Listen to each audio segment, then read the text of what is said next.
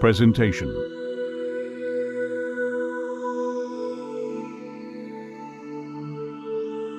This composition began as a short letter to friends regarding a startling experience that occurred decades earlier.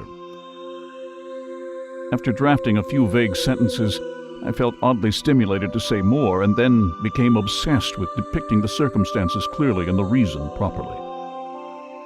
My mind was a flood, spilling dozens of deductions over as many pages. Months later, some newly written sections appeared unnecessary as I approached comparable key points from different angles. Efforts were arguably unproductive and then stalled. At that time, it seemed best to put the incomplete project away and handle more pressing concerns. 18 years elapsed before conditions favored a thorough review of the pages. The long hiatus allowed me to examine passages with mature eyes and revitalized convictions. Eventually, the moment arrived to cease my sustained silence. Thus, I present this lengthy letter, a document called the Trestle. Confession. A number of unverified beliefs and insinuative notations derived from my experience sporadically bloom in this work, with hope of better framing mental images and inspiring readers to seek God through Christ. Nothing was intended to mislead, deceive, or betray any person, or is meant as a declension of church and science. Keeping my testimony self-reliant and unbiased by recalcitrant judgment during the assembly of this composition seemed proper. Therefore, I did not study the manuscripts of scholars or seek tenets from strangers. More appropriately, I felt the experience itself should be directing my efforts, rather than former evaluations. Neither heaven nor hell is a subject I cared to deliberate in depth.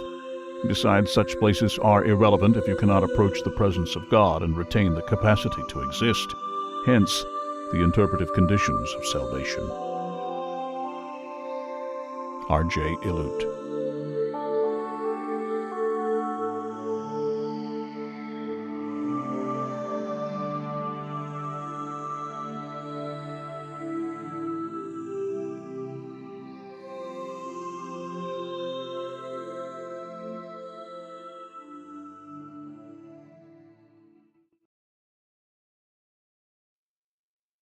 Section 1. Validation. Matthew 11:27. Neither knoweth any man the Father save the Son, and he to whomsoever the Son will reveal him.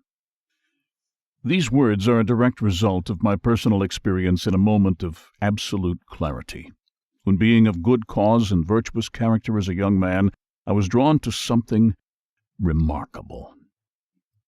On a quiet spring evening, while walking slowly through a courtyard in a foreign land, reflecting on the essence of God and objective of Christ, I experienced an abrupt elevation into a realm most consequential.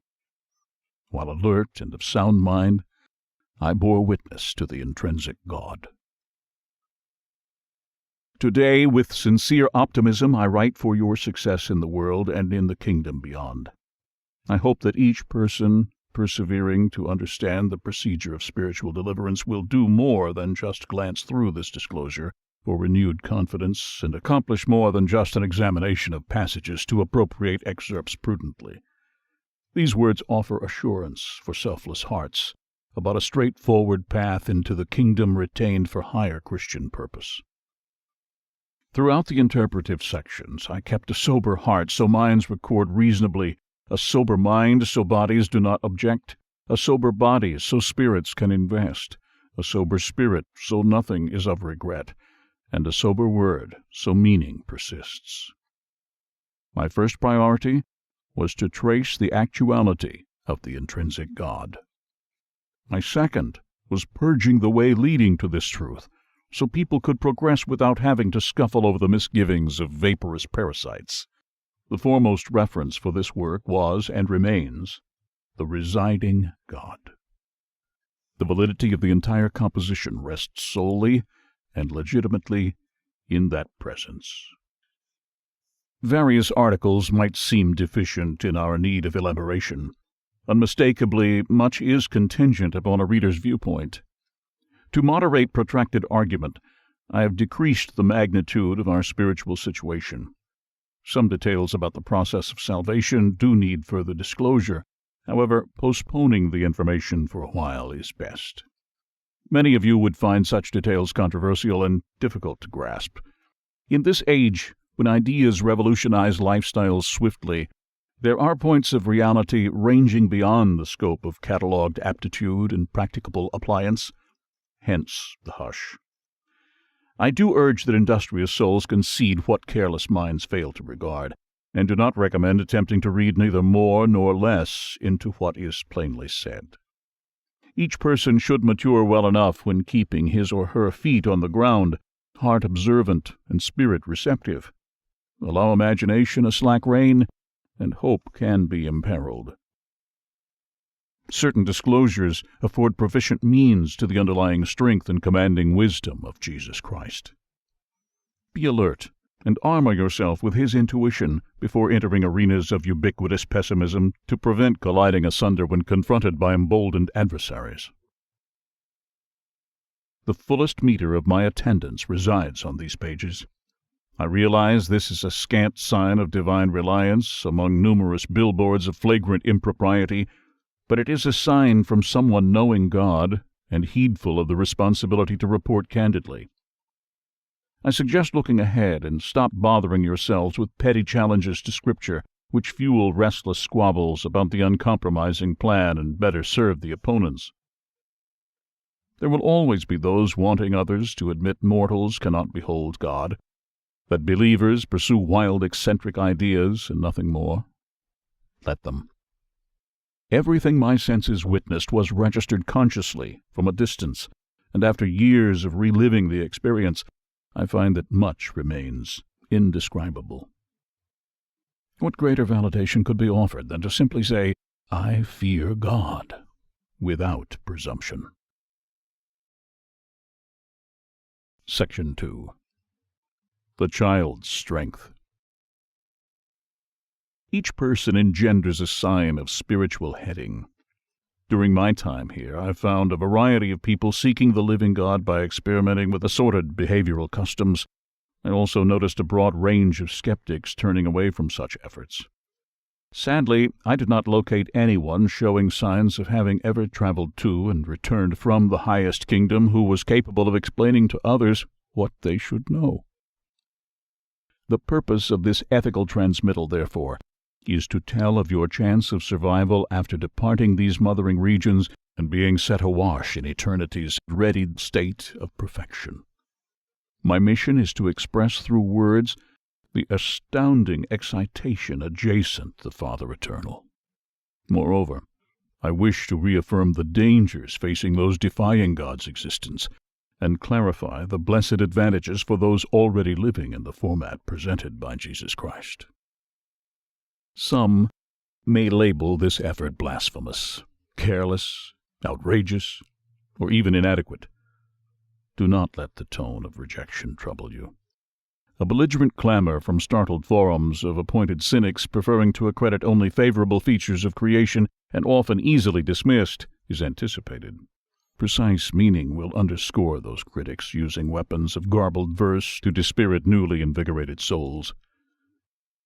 Those opponents still linger in fear and falter through word. Remember, how you treat others is germane to how you shall be treated by the one for whom I testify. This one is the God-child, the Christ. It was the child's importance holding me secure when taken into the throngs of the departed, and the child's superjacent strength pulling me safely away. Let me also point out that I was physically upright at the start and resumed standing.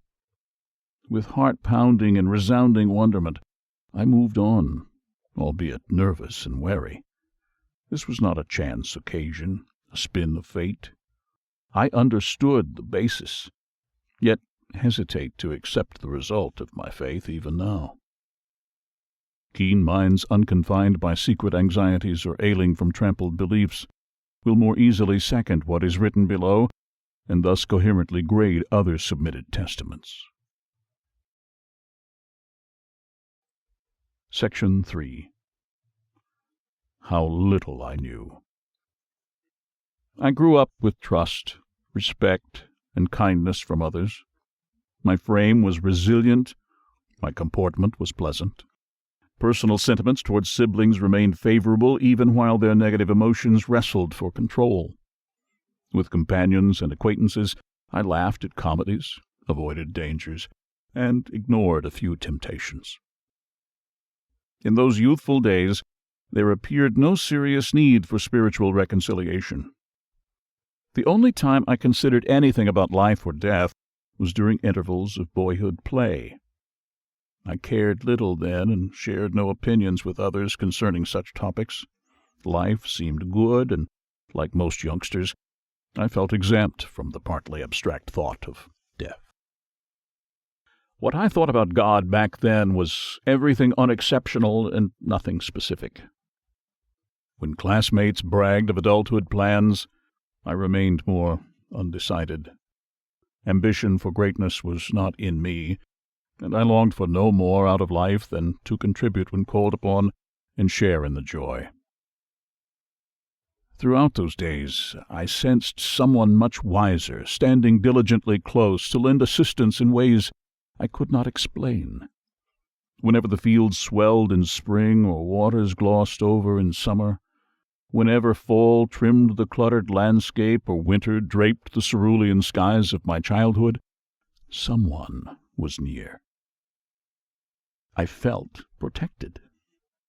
Thus, I grew up painlessly, accepting the language of ministers without query or worry, and lived decently. In later years, things changed. I shed my youthful conceit and mischievous faith when experiencing God's unmistakable presence. The fear of arresting supremacy was set within, and life suddenly became a sober topic. Since that moment I have conversed with dependents and commanders, danced with gentle women and anxious maidens, toasted winners and losers, dined with comrades and opponents. I was then who I am now, and I know I shall be no less than this. My spirit is content to serve God and content to be served, satisfied to struggle and pleased to understand, happy to live now and willing to move on. This life has become more than earthly belongings, heavenly images, and daydreams. It has a usefulness prized above appetent self-gratification.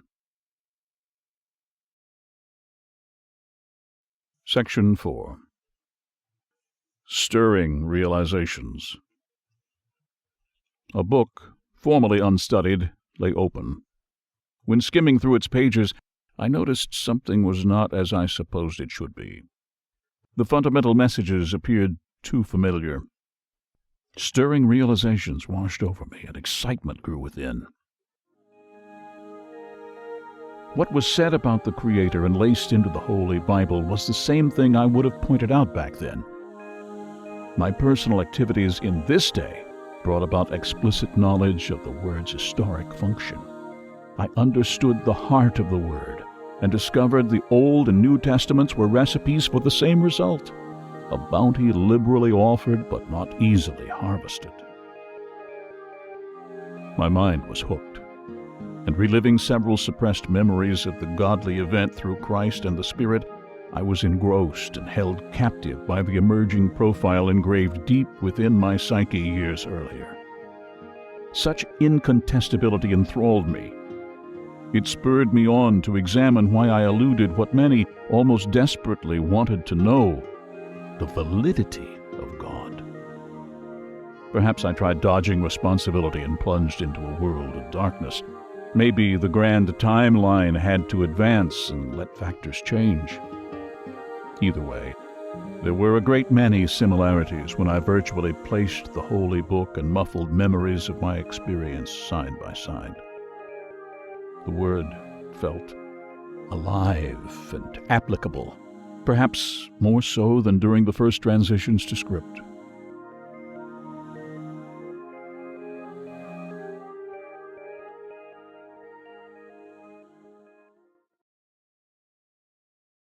Section 5. we strive to learn. The world is a swamp of stimulus through which we gingerly stride day after day, gathering constructive bits of information. We do so to better understand life, and thus adapt ourselves to cope with the expected and unexpected difficulties. Each unique morsel of knowledge taken in helps maximize the ability to interpret real and artificial experience. This hones the intellect and increases the likelihood of maintaining self-control long enough to formulate proper responses when faced with abrupt changes. The better qualified we are to manage unforeseen or imminent events, the more self-assured, self-reliant, and self-fulfilled we become.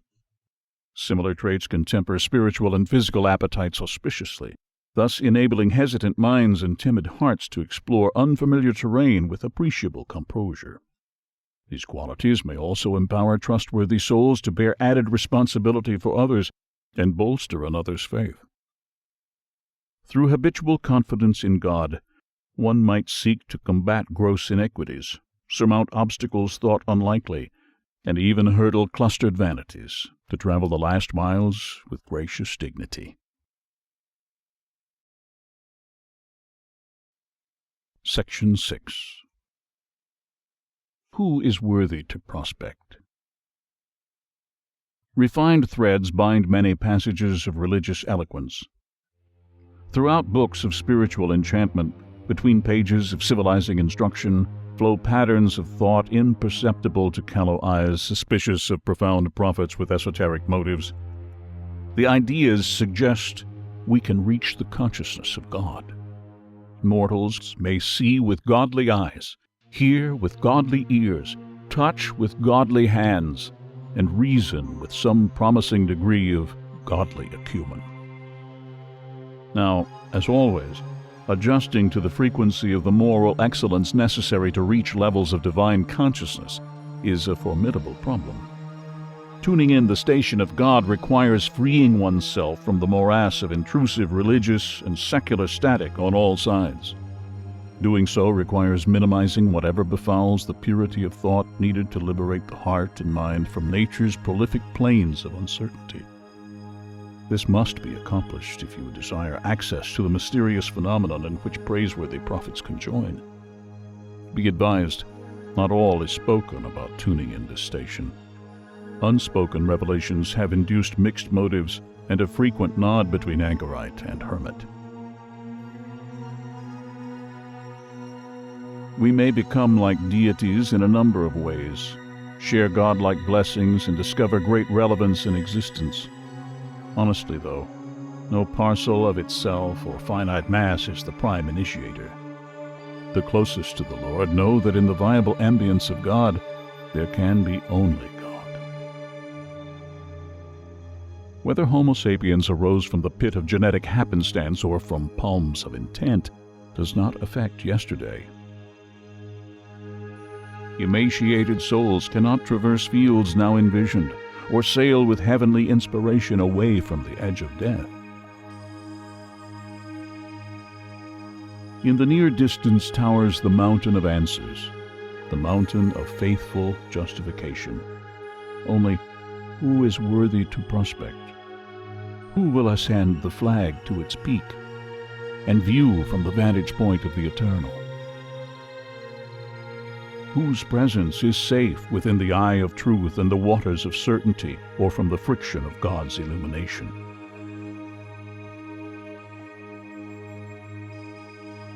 Be warned. Insolent hearts and hesitant minds are easily crushed under the applied weight of compressed time.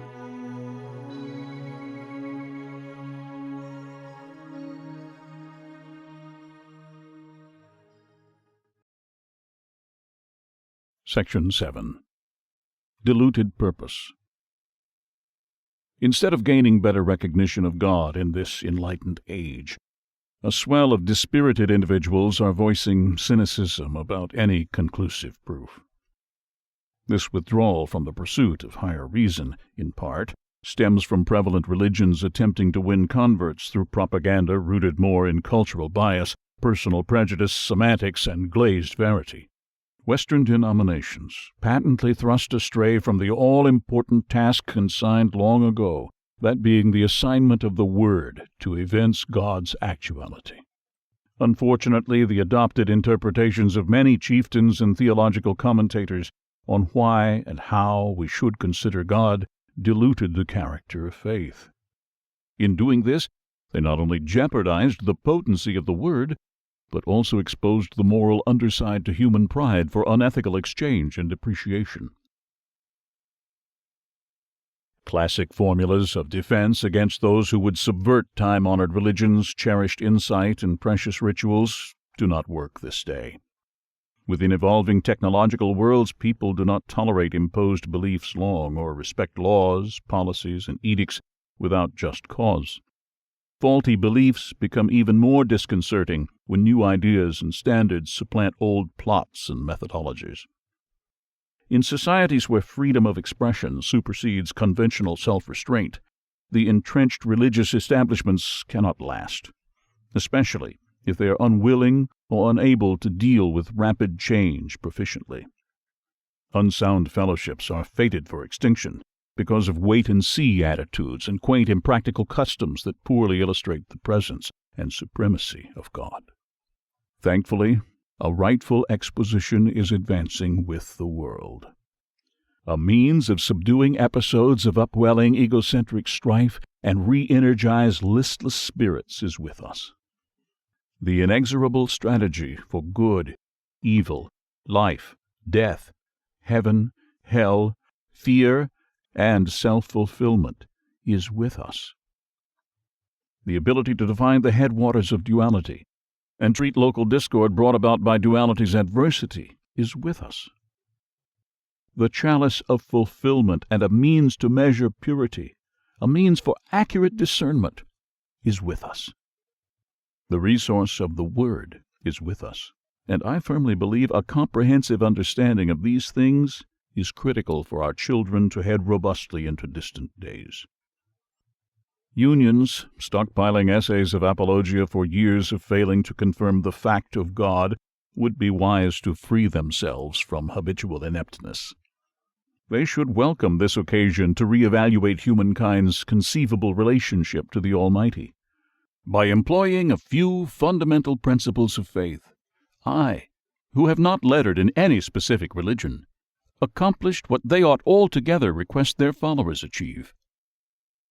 Since then, I've used advantages coming from the achievement to better myself and live without excuses, because I discovered apologies prolong one's stay in the reunion chamber, where souls are spiritually purified and, if kept too long, spiritually spent.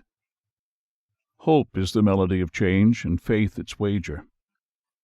Each generation departing from the advance of logical decency and just administration undermines the hope of ancestors and the faith of posterity.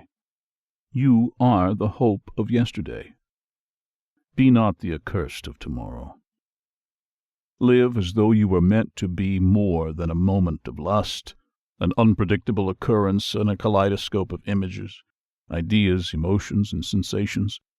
Avoid the quagmire of procrastination, the malady of discouragement. Be circumspect with what is set above you, because damnation befalls those who ascribe life to the lifeless or worship the iconic. Experience the depolarizing power of the intrinsic God and resurrect life. The time of suspicion is over, and the time of requital has begun. Section 8. Safeguards.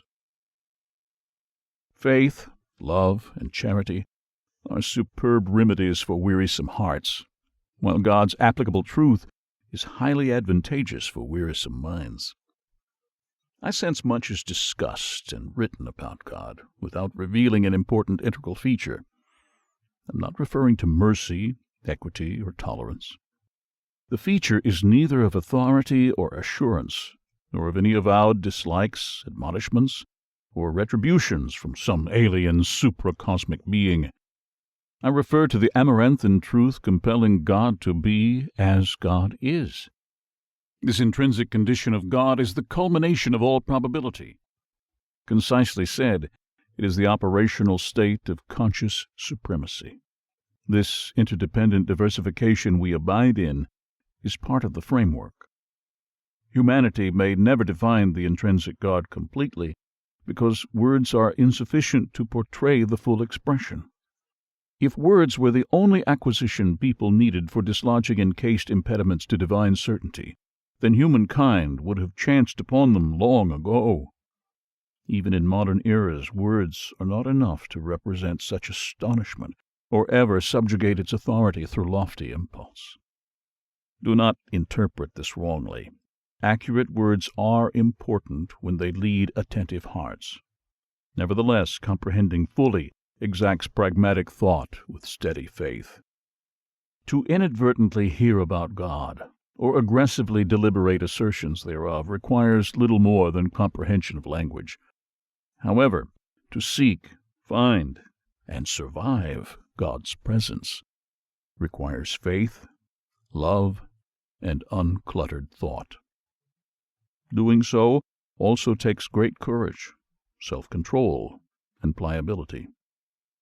With ratified guides, the solution is still fittingly left up to individuals. Be careful with what prompts investigation of the extreme truth. Misapplication of this information, as well as other edification, can have solemn reverberations. The resultant climax is affected by how you try to know, and even by why you want to know. Reasons and actions, much as your love, should be valid to proffer the fullest exchange. Half-hearted attempts, cold interrogatories, vain reciprocity, boastful dialogue, idle chatter, and the like are all incongruent with the intrinsic God. These register nothing substantial. What registers are sound motives and selfless deeds promoting goodness in others. Keep an open mind and a healthy heart whenever you're examining phrases that shape thoughts about God. If you cannot today, then I suggest stopping, lest you risk possible confusion and doubt about the Lord's interest or the significance of what is offered here. Consider this before deciding. Any person staring at the sun without proper protection will surely go blind. Yet that person would fare better gazing at the sun than to look behind the canopy of questions without having adopted the required safeguards. Cited throughout these pages are compulsory safeguards needed to protect individuality when in precise alignment with the omnipotent consciousness. Some stabilizing measures are commitment to justice, good works, and kindness. These are commendable and deserve merciful grace. Experience corroborates that the best protection and the preeminent means for seeing God is with a pure heart. Preserving love for God above all things known, desired, or acquired delineates the pure heart. Absence of evil, bred from malice and distrust, signifies a pure heart. And consideration for Christ justifies the pure heart. Those of you who think that these safeguards are unattainable or too troublesome in this period of liberal commercialism do not realize something quite simple. Loving God above all else is what readily generates admirable qualities of the purest heart. There is freely nothing better a person can do in his or her lifetime to protect against decaying hearts than to achieve this complete love, and no better way to enter higher kingdoms than with such purity. Just as love for God, trust in Christ, and good works on behalf of others are constituents of a pure heart, animosity, insecurity, and jealousy are constituents of a rotting one. Hearts thus tainted impede personal chances for success while recklessly slowing the progress of others encountered along the way. An untended heart will be more vexing to its owner than evasive modish lies, squandered independence, or decent concerns abandoned. Disbelief is often groomed to elude change. While believing in what they have not perceived is distressing to some, it cannot change what is. Nobody knows the intrinsic God except those who witness, and nobody of a closed mind or of an impure heart could know here. This is why I say, keep an open mind always, and strive for a pure heart. The journey takes an open mind to begin. Nonetheless, only the pure of heart shall observe God's truth here. Whatever happens, departing this world is not something to dread if you are prepared with prescribed safeguards.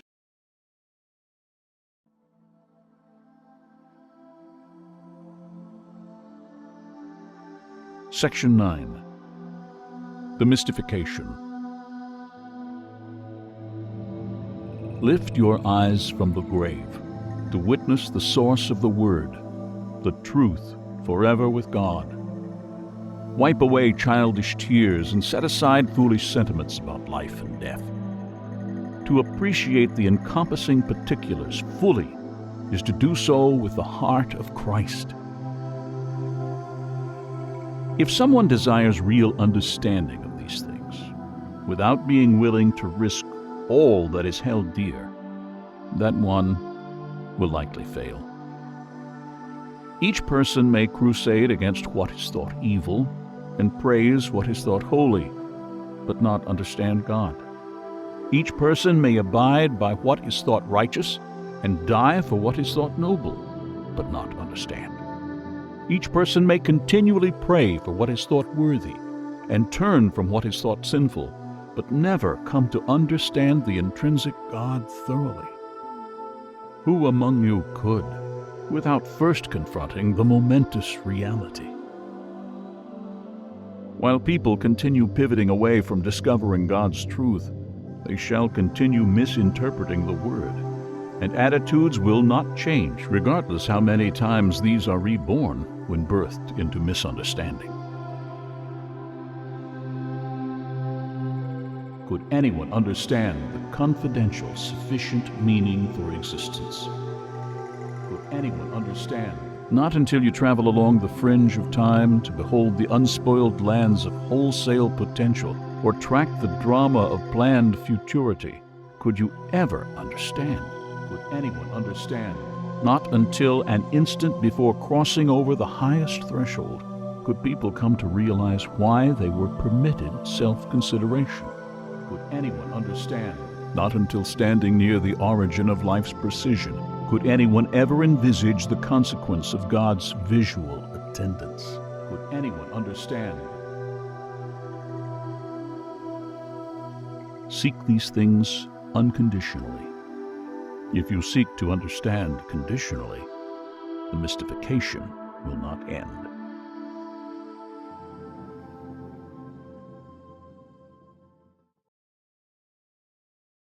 Section 10. Possessions. Producing more while taking less is surely better than the reverse. God requires the same consideration from all of us, and offers the same benefits in return. Usually, what takes too much for those of apparent worldly advantage takes just enough for the least to accomplish. I know it's discomforting and difficult to accept how those having less material wealth are better off than others having abundance. It has to do with venturing past personal distractions. Anyway, the materially insolvent shall have 1,000 more reasons to win God's trust, 1,000 more reminders to try, and 1,000 more opportunities. Possessions of the heart and body can be aggravating to deal with when on the road to heightened awareness. Wayfarers with minimal possessions, notably a lack of harsh characteristics such as conceit, immodesty, and greed, have fewer hurdles. Essentially, the number of encumbrances holding a person back determines the time taken to complete the succession. Fewer obstacles equate a shorter journey.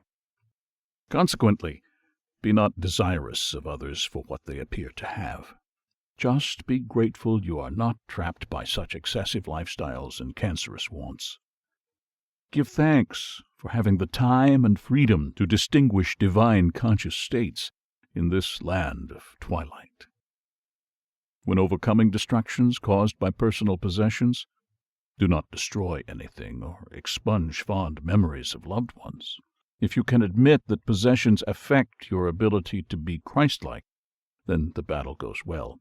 If you are willing to admit that possessions are unimportant when it comes to the welfare of your soul, then you will know how to treat them. Moreover, it's not necessary to surrender such possessions to others. I strongly suggest not doing so for the sake of those less stalwart. What is important, though, is to recognize possessions for what they are and be willing to turn from them when the proper time comes. Furthermore, never tempt a thief's concern. Section 11. Empty Vault. What greater accomplishment can the world have than to comprehend the intrinsic God? Learning how to cure the ills of the world is marvelous. Disease, poverty, and starvation have tormented inhabitants throughout the millennia. Eradicating such devastating foes of population through technical achievement is greatly admired, although doing such without advancing the purpose of life is greatly foolish. It becomes a folly. The percipient eyes of science need to do more than concentrate on the design of nature. They occasionally need to converge upon nature's objective when striving to set the outcome in favor of humanity. Imagine people lacking nothing except an understanding of why they exist. This is similar to having a durable and wonderfully adorned empty vault. Regrettably, since it is empty, its presence cannot be justified, and a thing without justification does not last. No matter how splendid or resilient the vault is, it has no functional purpose until something more valuable is set within. If nothing of greater value bides within, then eventually the vault shall be stripped of its adornment, its form, and its substance. This is what happened to proud civilizations of the past, and is happening to cultures today. It happens to every person on our terrestrial sphere whose presence is not deemed efficacious by God. Extolling an empty box or the contents of its making above all else inures high-mindedness and a general indifference toward capability. For many people, appearance has become more important than content, and myth more significant than fact. Similar to the box, their lives are empty and without purpose. That lack of purpose is untenable, regardless of appearance or complexity. Appearance by itself is simply not enough to merit justification. As for complexity, it may be intriguing and challenging to construct or unravel. But what more? The great vault of existence was built to house one thing: the love of God. The vault was devised to apportion time, and thus manifest loving stimulation. With love, the Creator could share illustrious hopes and cultivate sentient intuition. This notable motivation, this love, is what God, all-powerful, would lack if existence were not set to undergo reformation as existence does over the steady count of time. To love and be loved are part of God's plan. Love is a craved medium. This single urge, the universal attraction, so to speak, permeates creation and keeps everything beneficially manageable. Like carbon rods in a nuclear reactor, love controls an otherwise inextricable system of insensibility. Thus is the intent of God's will displayed through the nature of things seen and unseen, known and unknown. Take away love, and there's only emptiness, futility, and madness. There's no hope without love, and existence becomes a rather hit-or-miss proposition, a show of relevant physics caged by interminable chaos. Which is the greater menace? Those who pay with a counterfeit coin, or those who take it? Those paying with a counterfeit coin suggest an exchange of deceit for gain. Those taking payment of a counterfeit coin not only consent to it, but they also promote deception. The world is full of fraudulent purveyors spouting inane promises. This does not excuse your doing the same. Be vigilant, and teach your children vigilance, against those who would exchange deceit for good deeds, or pay out spurious words in exchange for your blood. Do not become the echoes of fallacy, or progenitors of duplicity. Be cautious of smiling faces filling your vault with worthless dreams and perfumed diversions. Such are the tactics of soul slavers and soul butchers who serve themselves first and last. You may continue building strong havens infused with emptiness, or choose to fill them with properties of inspired purpose, starting with love.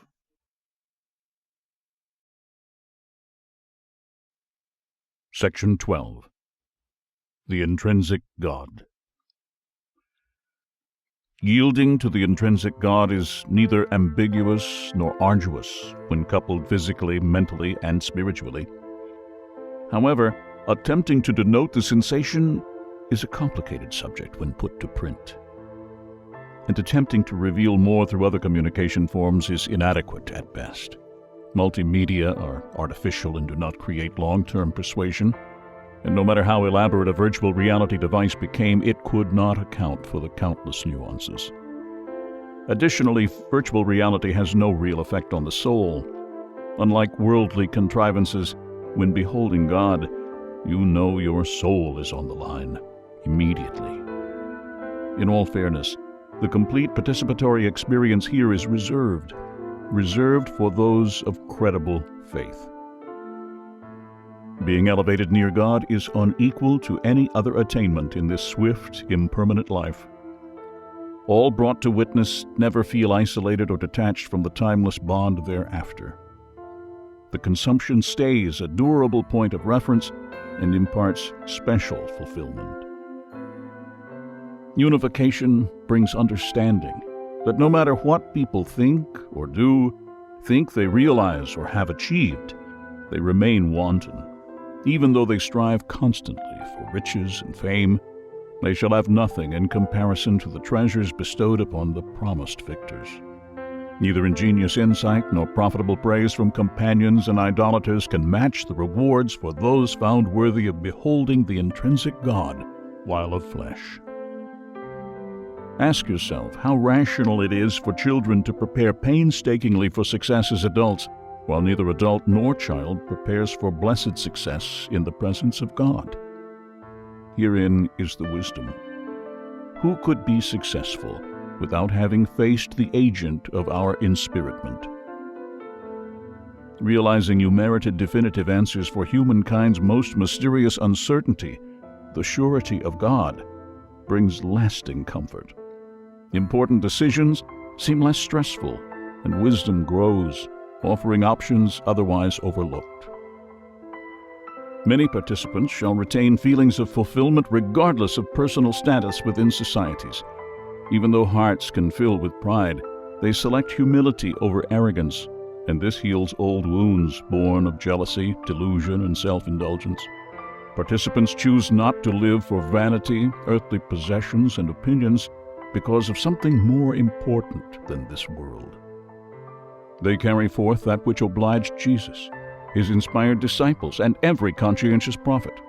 They confirm the antecedent to the very word God, the euphoric beginning for mortal efforts. The antecedent to the word is the intrinsic God, and this is unmistakable.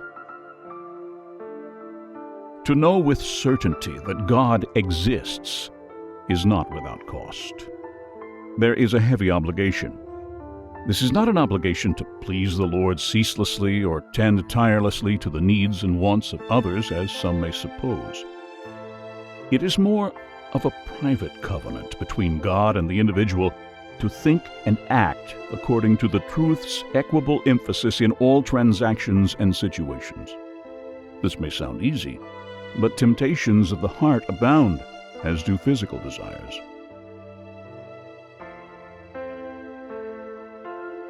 Stating one being dwells within all people at the same time can seem erroneous to those unfamiliar with the intrinsic God, and a cumbersome burden for those wanting to understand and wishing to counsel others. Think of the inescapable moment binding us. Consider the harmony, the unfolding future, and a consuming past. These are no less puzzling and even fearful. Are these perceptions erroneous? Things appear locked together by time and space. Could indifference be so precise, and stochastic arrangements so controlled?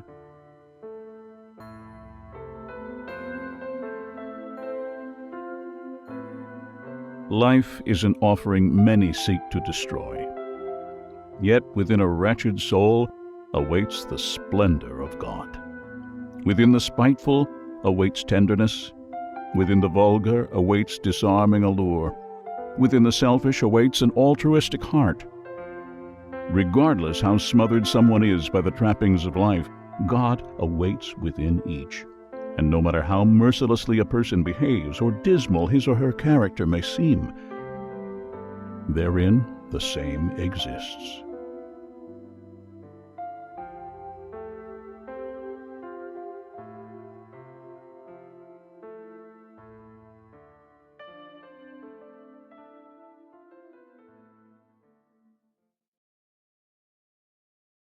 Section 13. Not a license. Opposing the conditions for spiritual life is foolhardy, while attempting to oppose the core of that life is disastrous. Fools can be pardoned for neglecting a few stipulated instructions. However, anyone attempting betrayal of the living God abdicates authority and favor. The act is simply unconscionable. I mention this not because I think anyone would defy the inviolable fusion. I state this because those who do not see clearly might think witnessing the intrinsic God is the same as knowing the Word of God and the arrangements supporting life. This is never the case. The Word is extracted from everlasting value, and not the inverse. The Word gives witness to the Almighty, as breath gives witness to life. And as life is much more than breathing, so too is the intrinsic God greater than the underlying provisions. The Word of God can instigate great benefit or harm, depending upon who is relating the Word. The Word can be a pre-cleansing for admission into the Lord's realm. The Word repairs spiritual wounds and may allay suffering. The Word can be a source of help and self-restraint. The Word is neither a license for insurrection nor immunity from the clutches of evil. Anyone professing to fully understand the Word without witnessing God should remember, I know you do not know by the emotions you impress, the look in your eyes, the tone of your voice, and the posture of your parade. Even the motion of your hand declares much. If I, who chiefly passes on experience and instruction, detect such things, then indeed the Lord of this conveyance does more easily. Be wise, desist from pretense, resist haughtiness, and help with valid instruction through faithful pursuit of eternal truth. Section 14. Enhanced Opportunities. The intrinsic God instills a heightened physical and spiritual sense of self. At first, the increased awareness overwhelms a person's thoughts. Later, it settles into a wholesome, useful state of consciousness. What seems overwhelming is not the domain of the intrinsic God, which is of itself breathtaking, but the increased flow of mental operations resulting from the stunning situation as disjoined thoughts are joined and doubtfulness settled. Sharpened senses are neither transient nor unmanageable. With minimal effort, a person can grasp more than considered possible and ford argumentative currents with strengthened resolve. Learning without considering is the same as consuming without digesting, and many people consume too much without realizing what they covetously swallow. Knowing God helps in digesting everything available here. It is analogous to enzymes aiding in the assimilation of worldly experience. This mental reagent grants the ability to strain natural stimuli and uncover direct influence upon the procession of integrated events. Seeking the intrinsic God is neither a passing fancy nor an outdated fad, nor a novel act too soon discarded. The results never feel overly burdensome or ever become unwanted. Traveling along domestic roads with new cognition thereafter brings better insight, and reformed roads bring enhanced opportunities. Many of you undergoing the transition from longing to godliness will gain clear vision in a world grown overcast by absurd notions and contrived ideas. Following those proceedings, your once privately classified praise may turn daringly enthusiastic.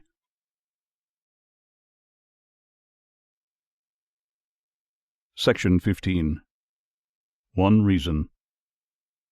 Whereas participating on earth is a method for learning of our station in the material expanse, experiencing the intrinsic God is a method for learning of our uniqueness in the fullness of time.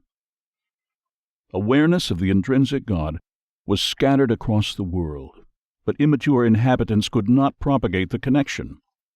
Thus the living Word was delivered in preparation for the Lord, who walked upon the earth with offerings of eternal purpose, love, and forgiveness. Creation took on change, and the change offered revelations. Great mountains were scaled, and broad valleys bridged. Renewed life was offered to the dying, and peace for the living. At last, in these days of global communication, awareness of the intrinsic God may finally be crystallized in the heart of every person without historic exception. With this, I think divulging characteristics of the intrinsic God will also contribute to the glory of Christ, and even dispel the fallen darkness blanketing our world. Thinning out that darkness could aid in unraveling the deeds of the righteous and neutralize inaccurate accounts from others.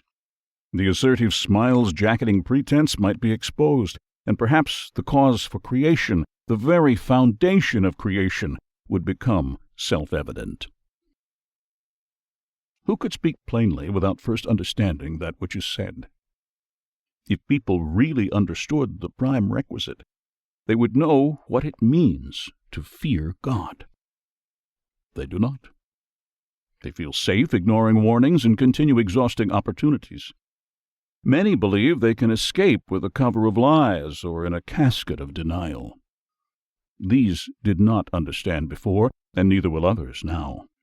Darkness is used to isolate worlds and temporarily seclude inhabitants, but nothing is inaccessible to God. For this reason, all godless plans of escape from barren estates as deceptive words are inadvisable. Just as the world is given the light of reason to sort through the credence of God's quality, this information is provided as floss to clear out sham wedged between the cause and effect of Christian faith. The world could not be rightfully judged if what matters remained shrouded by angelic wealth or spun in the wrong direction. There is a time for all things, and this is the time for credibility. The world as a whole shall be judged sufficiently and in accordance with the precepts laid down long ago. We are evaluated individually for one reason: the intrinsic God. In the time of judgment, each past, present, and future participant is seen for what he or she really is. Each person shall, without question, understand why he or she was born and set apart from God a short while. This is a severe consequence of mortal life. No other means exist to judge precisely or as convincingly. Openly, as there is no surrogate for Christ, there is no substitute for the rule of the intrinsic God, so resplendent through the world and stretching the bounds of human measure. Section 16. Ability of Sight. From the start of this work, I pledged to be honest for the betterment of all, including myself. I was on guard against misinterpretation and fanaticism. Cautiously, I challenged motivations. I stayed trusting as in the days of innocence and humble as in the moment of my awakening. From a sense of impunity, I felt encouraged to continue, and a spiritual consanguinity pressed me toward completion. My outlook on life did not change until the unquestionable fact of God was made known to me. Before then, I raised merely casual, sedate questions on the subject and usually turned away when hearing debates. Since the occurrence, I am thankfully not disposed to suffer deceptive assumptions from others. Additional ongoing benefits from the auspicious incident are periods of enlightenment during contemplation and prayer. I have learned much from the reputed incomprehensible God. An often formulated, rarely perceived determinant exists to be understood and more than occasionally beckons. Religious bodies striving for higher meaning, justice, and serenity claim this the creator of heaven and earth. The presence is also referred to, without deification, as some kind of unifying cosmic medium undetectable by scientific academia. Theorists suspect some vast unseen substance does exist, yet they reject its conscious state because of the inability to solidify proof with their unsuitable techniques. Thus, a wrongful inference is fostered, and growing intolerance for others' ennobling spiritual fulfillment persists. I must admit, placing scorn on someone denying the existence of the living God is problematic. After all, people do not see the uncloaked form daily, and no one has engaged in a demonstrable, recorded dialogue with the Supreme Being. There are, of course, many inspirational stories about the hand of God in times of great anguish and woe. Little else is known or available to establish the real presence of God. I should say, was available, because change is at hand. Fittingly, the real form of the Creator may never be detected through any external means. External, that is, to the soul.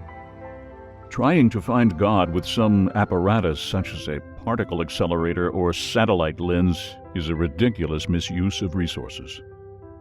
God would never become available for packaging by the hardened divisions of science and corporations to be desiccated and sold. Unless one is willing to accept the premise that all things in existence are expositions of God's handiwork, including those classified as diminished good, one must refrain from dissertations attempting to conceive God intellectually as well. This last statement is an issue of synthetic logic and not proof. Such discussions lack real virtue and are unproductively vain. Each person may choose to believe or not believe in an all-inclusive God. This should be only a passing concern. I do not want and do not have the time to reiterate what is unimportant to your welfare in the upcoming days. Most people, I suspect, trust in a higher consciousness and higher realities, even if they are unable to be actualized. I too once felt that it was unlikely anyone could prove the existence of God. Afterwards, this became a slightly disingenuous statement, something probably passed down from wannabe saints and disheartened prophets who failed to achieve pertinence because of surreptitious motives. We possess mental and physical endowments that accommodate a copious understanding of this universe. Yet we seem to lack what is needed in detecting the living God. Why are we this way? Why is God's identity not observed more readily here? Laconic atheists state that there are no gods, conscious or dormant, while sardonic unbelievers delightfully yell, "Show me!" Even Christian creeds are somewhat resistant to the possibility of personal interchange with God, but still unpretentiously state that God can walk among inhabitants on earth at any time. For people gummed up with wild suspicions, misdirected by defiant pedestrians, or clinging to empirical beliefs forlornly, I ask, how would you impart the qualities of a rainbow to the blind? Unquestionably, there is only one sure means, and that is granting the faculty of external sight. Simply to behold the living God, humans must have a particular ability. Even though obstructionists may say people did not, may not, and will not witness any form of God on earth, people have, and each person retains the faculty to do so. Activating the inborn gift and fortifying it for the best use are really the bigger problems. With this, I put forth the following to all people. A coherent understanding of God's reticent temperament is possible, and what is required for such understanding is already primed for within. People simply do not remember how to avail themselves of this talent. A slumbering endowment, a blessed insight was awakened in me. Unlike you, perhaps now, I did not longingly seek it and was not methodically mindful of its possibility. What followed were self-fulfilling answers to enigmatic wonders of the world. A valid means for understanding life's warm and intricate partnership with God in this otherwise cold and barren universe was switched on. I could feel the heavens and once again embraced eternity to realize that across the enshrining, somewhat vacuous expanse exists a prestigious realm with one consequential master.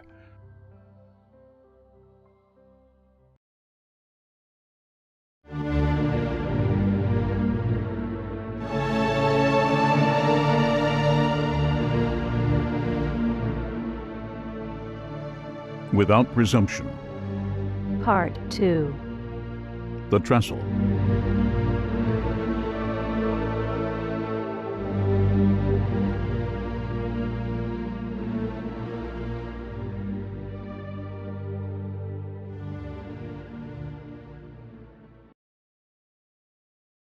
Section 17. To do no less. The progression of nature, unconsciously managing its sum through random activities, cannot account for self-awareness for us in the mind of God and spirit of reason. We were not cast into this world to drift aimlessly or fill our waking hours with incidental distractions from the greater reality confining us.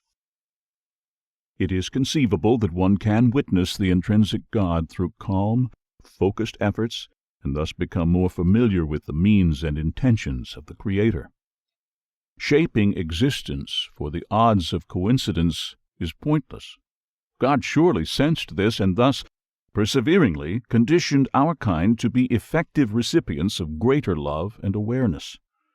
In each of us was supplanted a burning desire to become more, to become better, and to surpass mediocrity. Regretfully, these desires are misunderstood, and so many people spend their lives acting impetuously. People try satisfying deep yearnings with physical acquisitions, and do so mindlessly, dismissing the fact that none of it goes past the limits of this temporal establishment. Others turn toward attainment of fame, honor, power, and the like to satiate the need for adoration. This is likewise in vain and stripped away at the exit. What is appropriate behavior is what was commanded from the beginning. We are modeled to do no less than comprehend God and accompany each other justly within that comprehension. We were charged with nothing greater than to accomplish this willingly. All else people claim life here to be boils down to ineffectual drivel. Think hard about what is said, because the consummate goal of humankind, the greatest benefits dispensed, and the means for lasting peace are in these words. Think not of yourselves as the byproducts of coincidence. Think of yourselves as the coalescence of sacred devotion. The intrinsic God is what I glimpsed. What I saw easily stands the test of time and planetary transitions, despite social orders such as ours to hoist disputes. The impregnating vision produces acute settlements for what may appear to otherwise erudite individuals as improbable. Certain aging beliefs instantaneously become facts. If you definitely want to align with God, then start thinking differently. Stop the feeble, indirect participation. Set aside reluctance and risk more. Reflect ahead, not with mutable flesh, but as a kind of immutable being. Inquire not as something subject to change. Seek as an entity immune to the natural laws. Not until you reform your spirit as described should you dare hope to trade questions, skepticisms, and approximations for recompense of God's verifiable truth.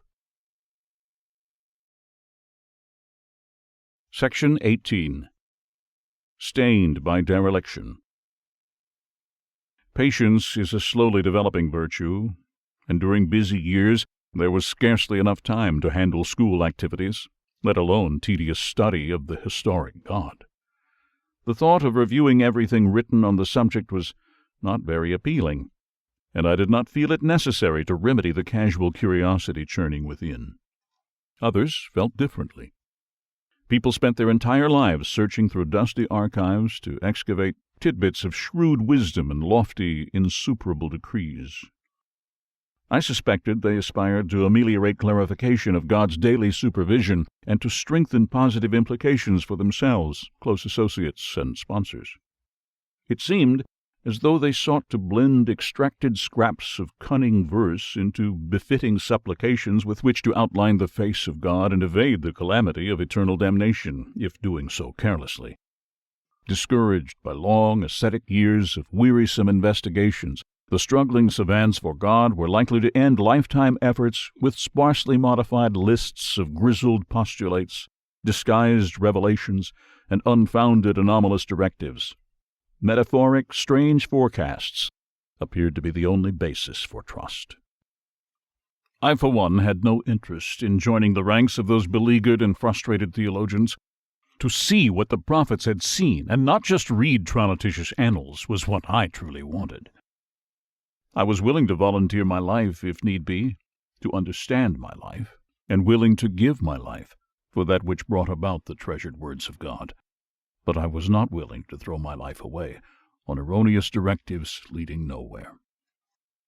When legions of pious and orthodox scholars failed to achieve culmination in the puissance of God, the genuine presence of God, then something was evidently quite wrong with their original calculations, rudiments of belief, or inquisitive framework. One could easily spend 100 lifetimes searching for fragments to the conundrum of God if one were repeatedly looking in places that never held the solution, or circling again and again just within the perimeter of vested human interest.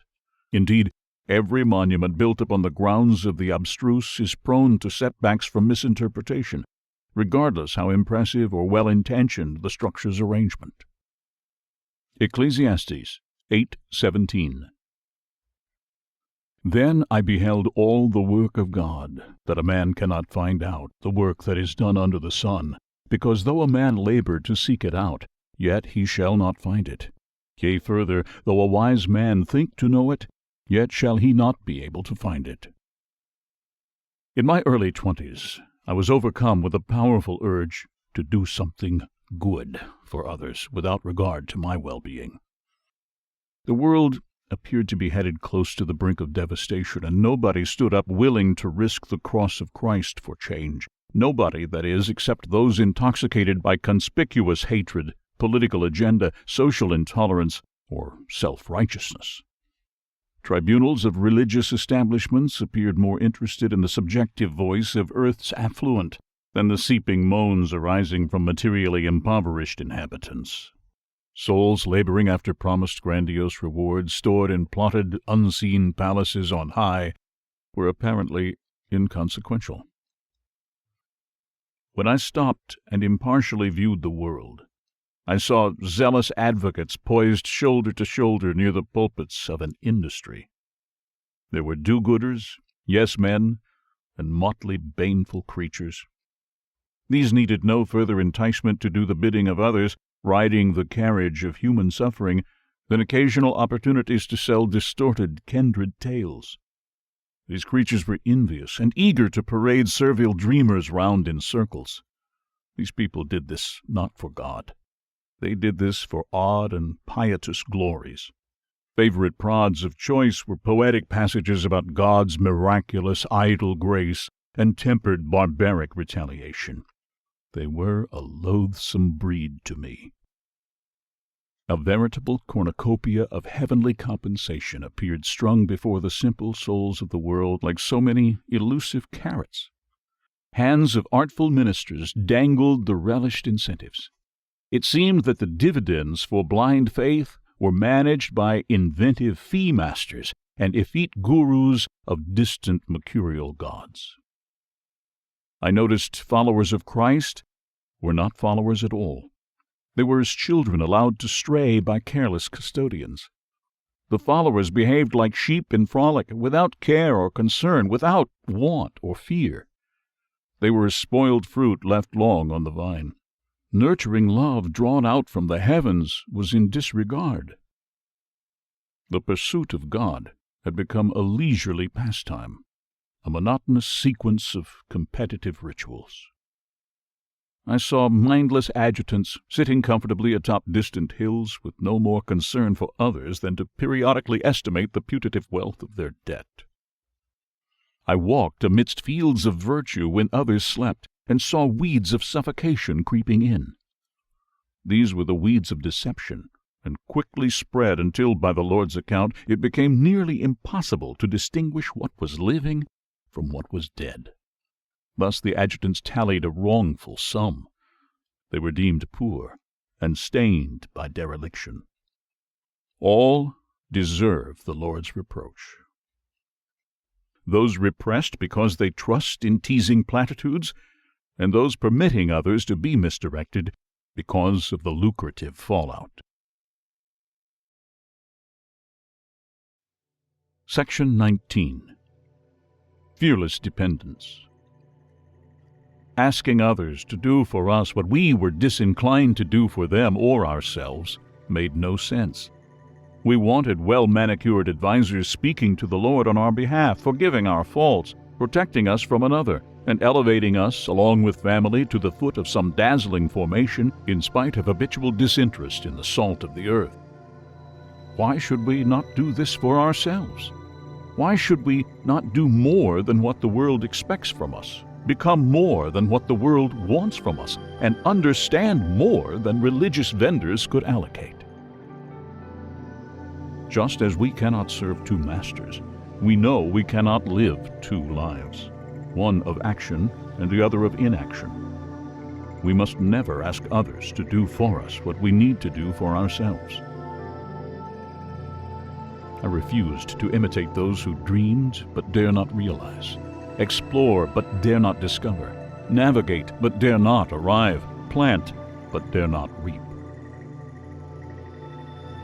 I submit without hesitation, if you are to understand this outstretched offering or anything concrete and lasting about yourself, then the path you select cannot be one customarily taken.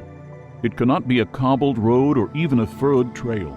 The path must be the way that is most improbable in the minds of those who stumbled. It must be a means typically dismissed by the heirs of preconceived justice and despairing escorts. The path must truly lead toward whatever it is you need to know that not even Christ would refute it. There is a way many talk about, but few fully travel. Elders caring more about what others think believe the way indefensible, irreverent, and excessively forward. I understand because in years distant past, and to my unanticipated surprise, I was attracted to such a way in this world. For me, no other course offered the same opportunity to express wholehearted appreciation to God for life. No other way seemed as viable. Near the end of 7 weeks, I came to the apex of the route. Or better said, I was fortuitously whisked up to a place of supraliminal transformations, and it was inspiring. Rightfully, the incredible sensation has never left me, nor do I think it ever will. Over the years, as I looked back on the experience, I came to accept that what happened was triggered by one of two reasons. I either committed an egregious transgression against God and was thus disciplined by exposure to the chastening distinction, or did something extraordinarily worthwhile and was given a backstage pass to creation with which to gauge the delimited order of non-peril accomplishments. Whichever the reason, the sensations were surprising and severely intimidating.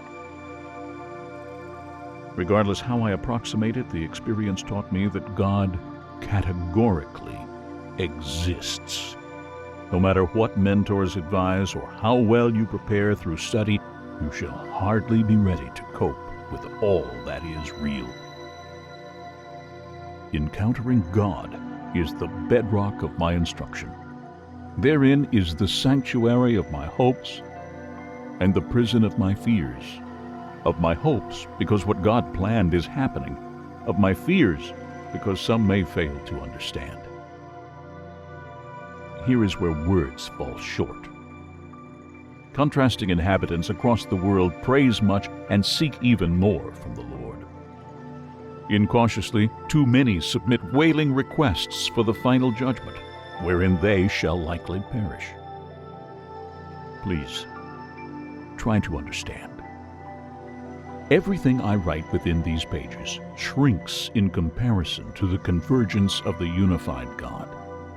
What credible story could possibly confer the breadth of eternity's dimension or the extent of the Lord's throne? Not until many years later, when laying down these words, did I begin deciphering the real meaning and practicability of my experience. The resulting assessment was of God, Christ, nature, and salvation. I doubt anyone today could ascertain such lucidity about God through academic, literary, or less personal means. One source presents unambiguous answers, and fortunately, or fatefully, the way leading directly to the source was the way I chose. This was the path of innocence and obedience to the will of God. I opted for the path of Christ. In stating, I opted for the path of Christ, I do not mean walking upon the pathways or the tracks of Jesus. I do not mean preaching the Word of God openly or in a cloistered setting. What I mean is, I volunteered to become the path, and that was and continues to be a valid approach to the kingdom of God, wherein all the explanations are kept. The path of Christ is not a path of cultured words. It's a method of fearless dependence on God and complete acceptance of the enduring plan to herald through Christ a kingdom of methodical esteem. Whoever strives to be as Christ and do so without reservations or baggage is on this course. In other words, whoever strives to become as descendants of God and trust in the eternal Father without doubt or prejudice is on the expressed way.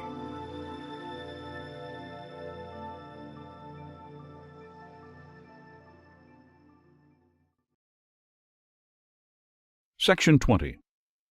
A sharp difference. Altars were raised to measure the perspectives of sin and penitence, human failings and remissions. If words were written to exculpate the living God without placing residual culpability, if any, back upon our kind, then people might know how to reach that kingdom and be less reluctant to try.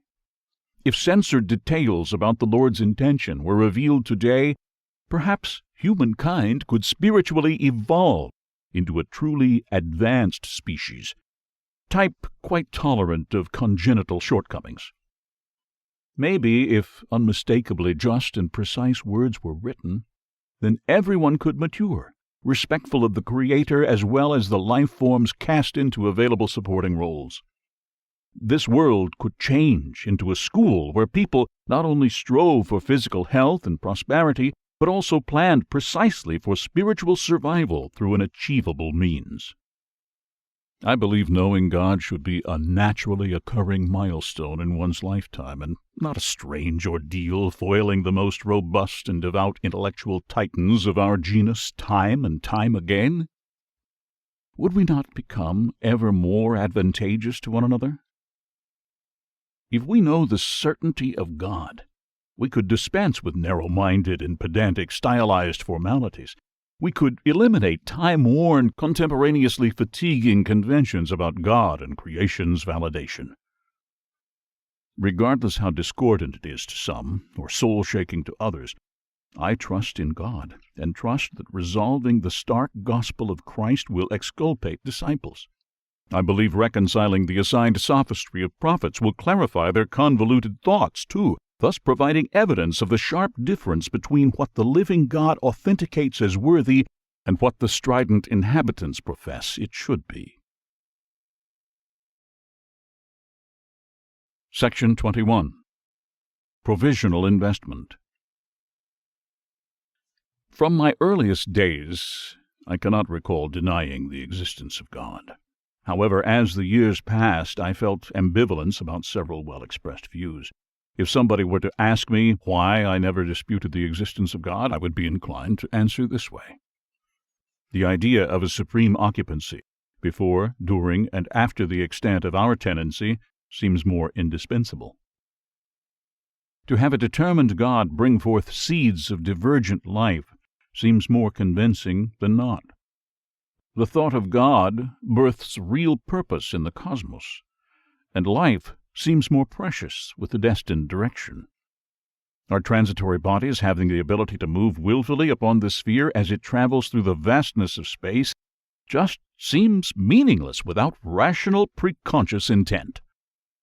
Regardless of my opinion, physical transmutation of the natural world is crucial for sustaining life. Personally, I find no conflict between evolution by natural selection and the control of evolutionary forces through conscious acts. We deliberately manipulate our environment all the time because conscious minds may rush ahead. Superlative tools can produce junk without the watchful eye of skilled artisans. Differences between random and conceived trials are evident throughout our galaxy. Just compare the unmanaged activities of nearby planets to this Earth. Overall, the question is not one of method, but of reason. Is there a reason for our existence? What troubles me occasionally is how people live day after day without considering how they are living and what they are involved in. I discovered life is not simply the precursor to death. Life is a provisional investment of splintered independence from an eternal, ubiquitous entity from which we came and to which we shall return. The capability of sustaining our autonomy hereafter is what the path and spiritual alteration to Christ are earnestly about. Stop considering what bodies descend from, and start considering your ascension. I prefer thinking of us as ascenders to God, and not descendants from indistinct, single-celled life forms. We consist of many biologic cells, trillions of them. Each cell is part of our relatively enormous presence. Silently the cells develop and perish, while all the time and unknowingly supporting our wonderful awareness. We do pretty much the same, except we can know, and through our knowing, we can transcend. Stating our spiritual origin is from anything less than what we are today sounds like a confabulated suture from some brash detractor. The idea that dirty water could produce our mental abilities and spiritual sense long before routine needs existed is fantastic, a ploy unworthy of sci-fi. Humanity is in ascension. To where and to what is the argument? In discovering the intrinsic God, we realize that our crucial origin descends from something much greater than evolutionists have proposed. Our origin descends from God. Decidedly, we ascend to the very thing we descend from. And for me, aspiring to the greatness of God is better than giving in to the inclinations of the beast, and it is better to die trying than to live comfortably unenlightened. Help your children brightly throughout this ascension by gladdening them with lasting purpose. Section 22. Mythological Words. In my late teenage years, I thought we needed to rely upon our own faith and providence to compile any noteworthy facts about God. People of my urban neighborhood could not be helpful, as they were either busy with personal occupations or reluctant to meditate seriously on a primary rationale for God. People simply appeared uninterested in the cause of life. Those of my parents' generation, and many of our own, were noticeably content to obey established practices and eulogize theosophies of others preceding them. This was the norm, and people seemed happy to do so, unquestioningly. That was okay for them, but not for me. I needed reasons for the way things were, particularly this we were all together engaged in, this exciting spectacle of living and lifeless concomitants. What struck me as peculiar were phrases people mindlessly parroted. On one hand, the Creator was nearly impossible to know. The likelihood of weathering stormy resentment, anger, and disparagement long enough to convince someone else of personal knowledge seemed nil. On the other hand, there were many superlatives with which to help define and defend the ruler of heaven's voluminous attributes. The preponderance of mythological words and adoration were not reserved for experts in the ways of the all-powerful. The words were regularly used by less versed souls in varying local pageants. "The ways of God are beyond the means of mere mortals," declared witty supporters who, sounding a little unsettled about the statement, appeared more onerously trying to convince themselves, along with me.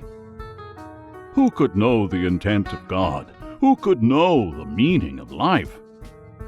They, speaking this way, proceeded to invite rhetorical silence. Then, after somewhat forbidding oratories, they would promptly recite the joys and wonderment of heaven, the sacrifices of moral prophets, and the captured history of miracles.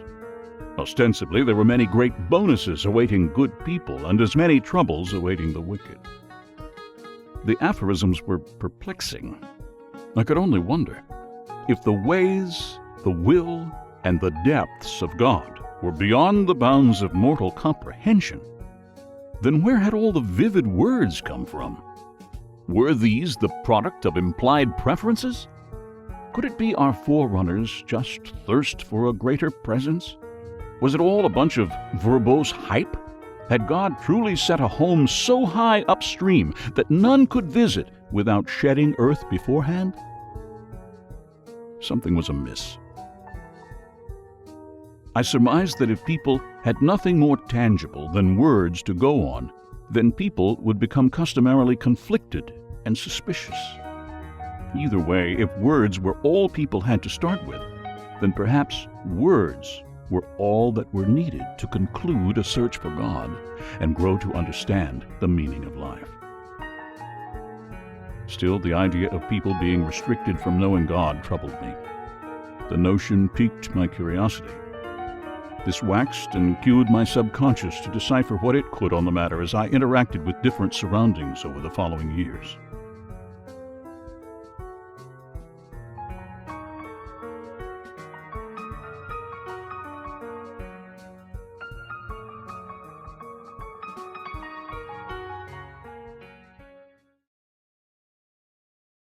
Section 23. Catalyst of Salvation. If someone came to know God, then such comprehension might be possible for others. And if it were possible for others, then why not for everyone? If everyone knew, then chances are that instability among the prevailing religions would end. Learning the primal truth of existence could dispel doubts left over from profane estimates and dubious surmised analogies, could enrich many lives by freeing people's minds from bondage of uncertainty, and could release spirits entangled by chains of tacit deductions. Furthermore, the primal truth could free souls submerged by recurring bouts of indecision and destabilizing fears. Chronicles from various religious communities note some individuals have communicated with the Almighty and tell of others who witnessed the Heavenly Founder's presence. Out of all possible benefactors avowing direct clarification from God, no one other than Jesus better exemplified the importance for humanity's uprightness. I was to learn firsthand why that life remains superior to every other, even when combined. There were a few great prophetic leaders and many subordinate guides in the past. Nevertheless, over the span of recorded events, there was only one known to be the personification of God. One alone demonstrated the conduct we would presume of a compassionate author. This one, whose name the neglectful shame, the despicable abuse, the prayerful beckon, and lawmakers exploit, is the catalyst of salvation. Through endowed obligatory trials, I declare the identity is not only the way to salvation. This is your only hope of salvation. Jesus Christ is not some errand boy for the Almighty or a reckless prophet. He is the perfect portrayal of God's consciousness and love, God's depth of command, forbearance, and grace. Refrain from slighting the identity or the cause for such faith. Without this means, there is no prayer for escape.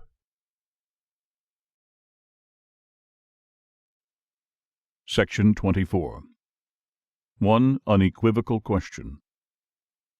Saying God is an inscrutable puzzle and cannot be seen or understood by the greater populace is nonsense. It might be better said of lesser biologic systems. However, to spout this as cerebral-fashioned derivatives of God sounds ludicrous. I could never accept a belief that put such limits upon us or relegated our intellects to a level just above grazers in the field. I do not accept we are as helpless to change our behavior and individuality as organisms of instinct. We are aware of the here and now. We have real-time control over our future, or so it seems, and human activities are much too sophisticated to be considered mundane.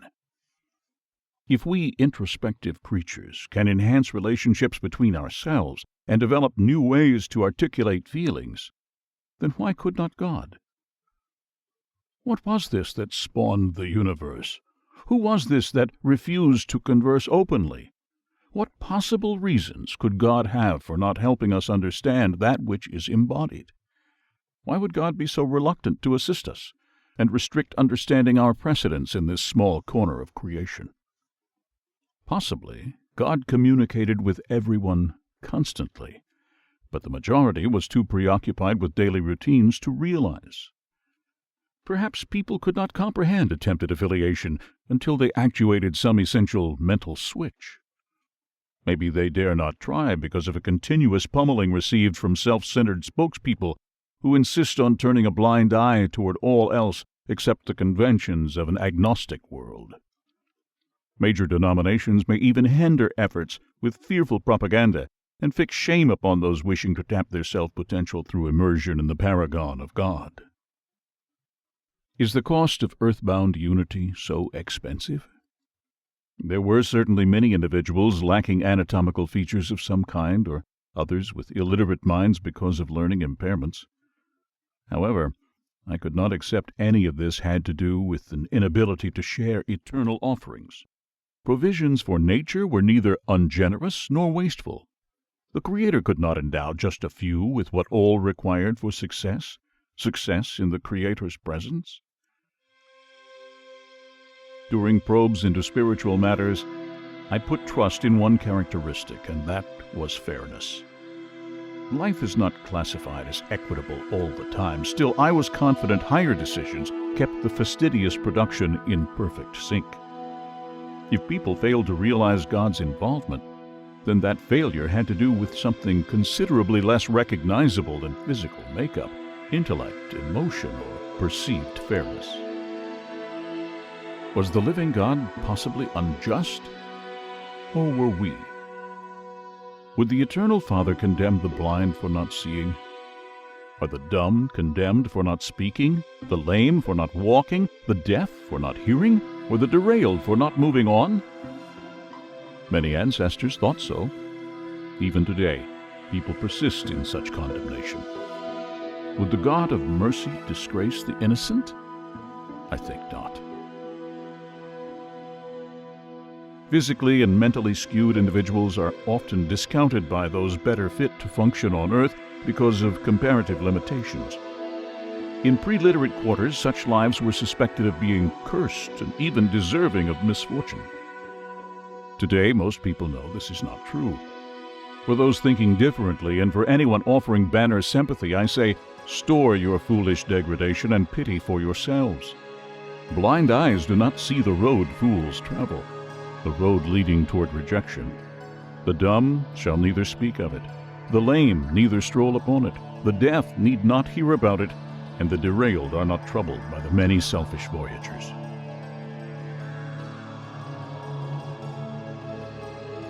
I grew to understand that how we accommodate God through personal consideration for others is what rectifies senses for higher exchange. How we grow to see ourselves here and conduct ourselves now are far more important than what we might lay claim to elsewhere. Personal consideration for others begets personal consideration from God. It is smart to remember that God sees each person as each person sees others, and remains remarkably stolid toward external assessments. Maybe what we want is not as important as what God expects from us individually and collectively. Predictably, humanity was doing something wrong in its submissive analysis of God, and trying to imagine the plausibility of such complete power would never be the same as witnessing the marvel. Do good parents ignore children requesting assistance? Then why would the Eternal Father ignore humanity's invocations? Were we not of God? Were we not important in creation? Had we not risen from the bowels of supreme cognition? With so many questions and so many problems, there must be one answer. There must be one reason for all such investigations by us begotten residents. If there were an omnipresent conscious authority, then perhaps every probing Christian thought we offer would stress a fateful question, and maybe the exact unequivocal question would give rise to some deductive utterance. Our chimed response or realization could be what grants a moment of God's sure attention and dissolve uncertainty. Could any of this really take place? Through my active faith, I unveiled an incisive question we must inevitably ask or perish before the response is given. Following the question is a logical declaration. These, together, contemporarily remove the barrier partitioning us from God.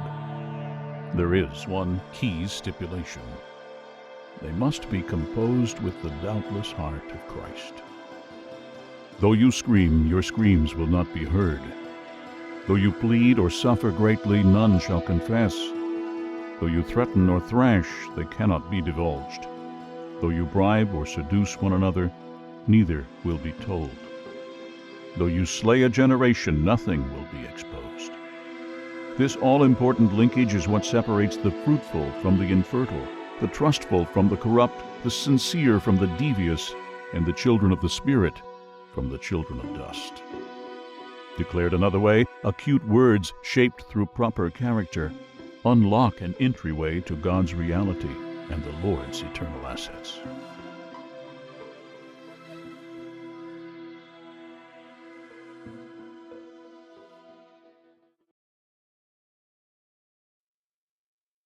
Section 25.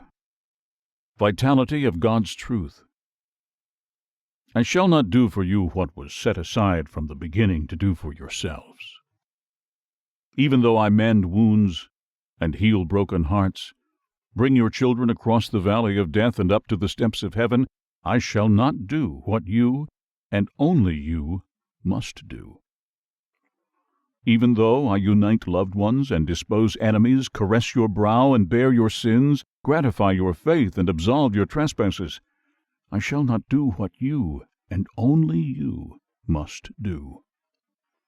Even though I vanquish fears and fulfill expectations, and return over again to exhort your superintendent intercessions, I shall not do what you, and only you, must do. Living by the Word is the vitality of God's truth. Becoming the path of the Lord initiates blessed reactions. Affirmation of Christ with the heart of Jesus uplifts you near the intrinsic God. These are imperatives.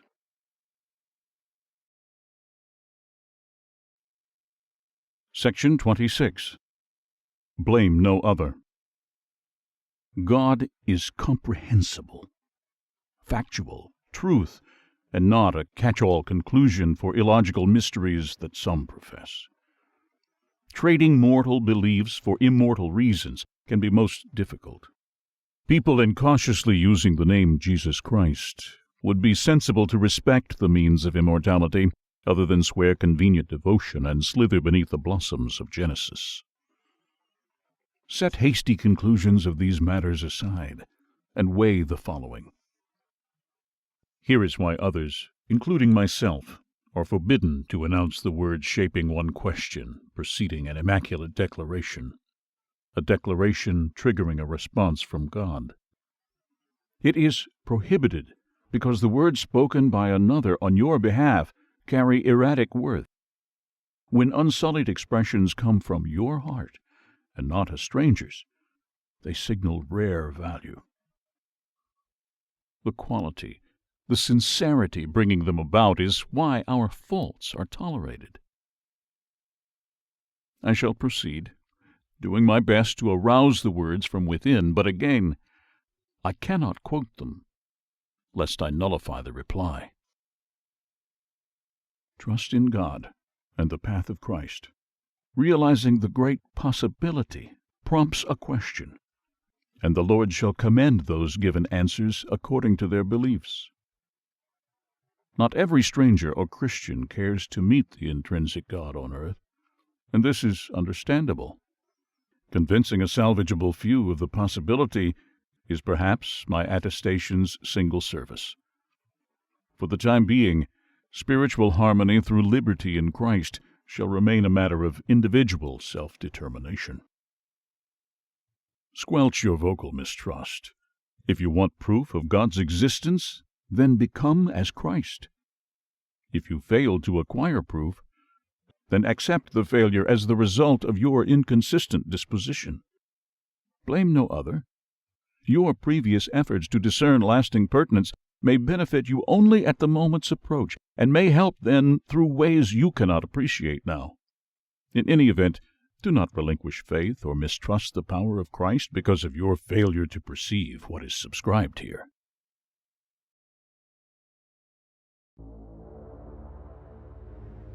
Section 27.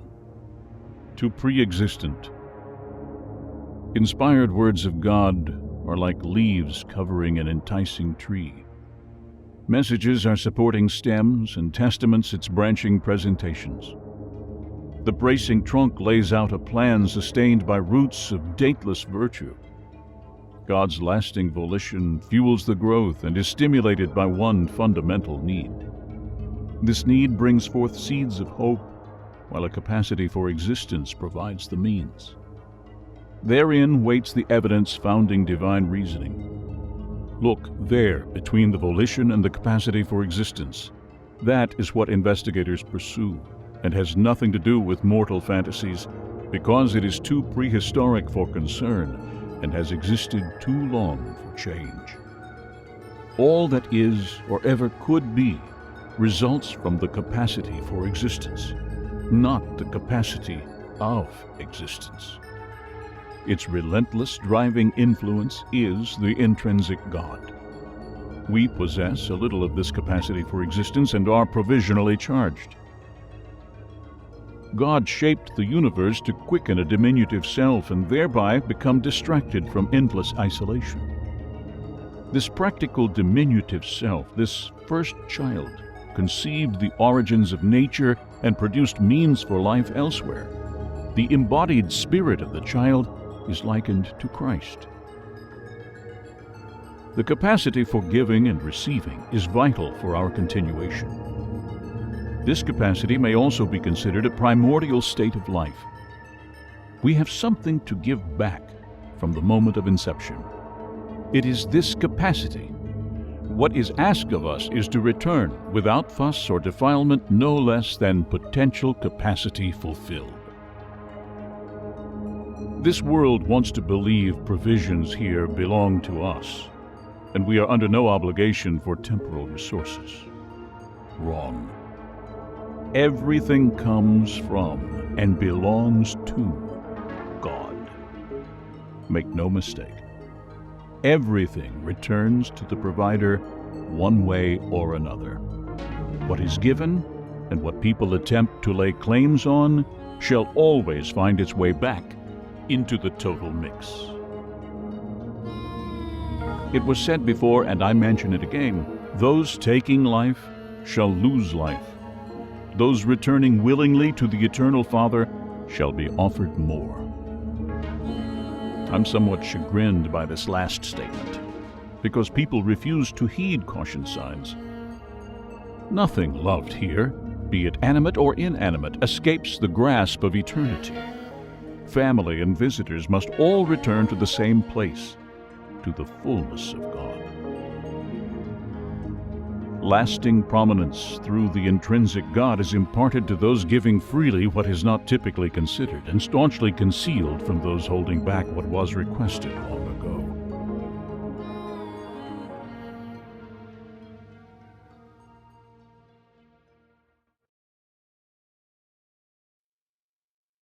Section 28.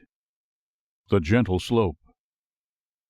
A prerequisite in assuredly knowing God is through the means of approach. What can be done that others have not done correctly when in search of the Lord's enrichment? If you are engineered in any semblance of God, or with just a minute dose of similar retrospect and sagacity, and could really come to know the paramount reason for life either here or elsewhere, then chances are good you possess the features necessary to do so very soon. If you believe you are not conceived to ever meet God, or do not have what is required, then you must accept the following conclusion. A revered group of competent, generous individuals went to great lengths, endured tremendous suffering, and sacrificed themselves to propel a prodigious number of lies across the world. I suppose this could make me a colluding liar as well. No, you are merely confused. Your approach to God is from a precipitous angle, the steep side of bewilderment, not the gentle slope of faith. That way, the way without faith, typically wreaks confusion and mistrust.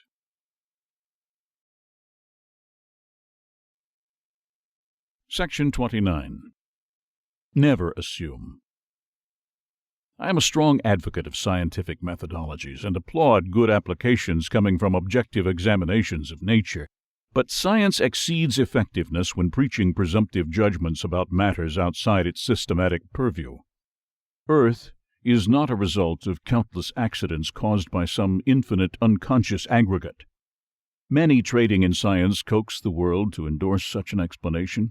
They tend to dull the sense of spiritual individuality by muting hope and detune wholesome choirs with alien fallacies pitched through plastic. To me, the Creator conceived what scientists discover, and prophets foretold what science confirms. Science should never assume the master to be of magic or visionless. God is propitiously reserved, pleased with scrupulous plans and methodical details. The Creator formed long ago what science sluggishly calculates today. If each revolution of this globe is regarded as one complete cycle of the universe, one period of expansion and one of compression, then there have not been enough revolutions to possibly match how long ago God first took account of itself. Modern technologies are contaminated and moderately clumsy compared with the luster of nature, burnished by God aeons ago ad infinitum. Section 30. Admitting the possibility. Closed-off souls think they are outside the bounds of nature and completely free in this existence to think and act without consequence.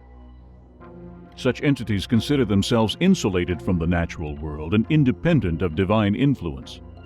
They reject the possibility of a spiritual universe and sentient cause for existence. Many electing disbelief in God tend to reject nature's psychological regulation as well. They accept physical placement in a natural order but hurriedly snub direct intelligent controls by it.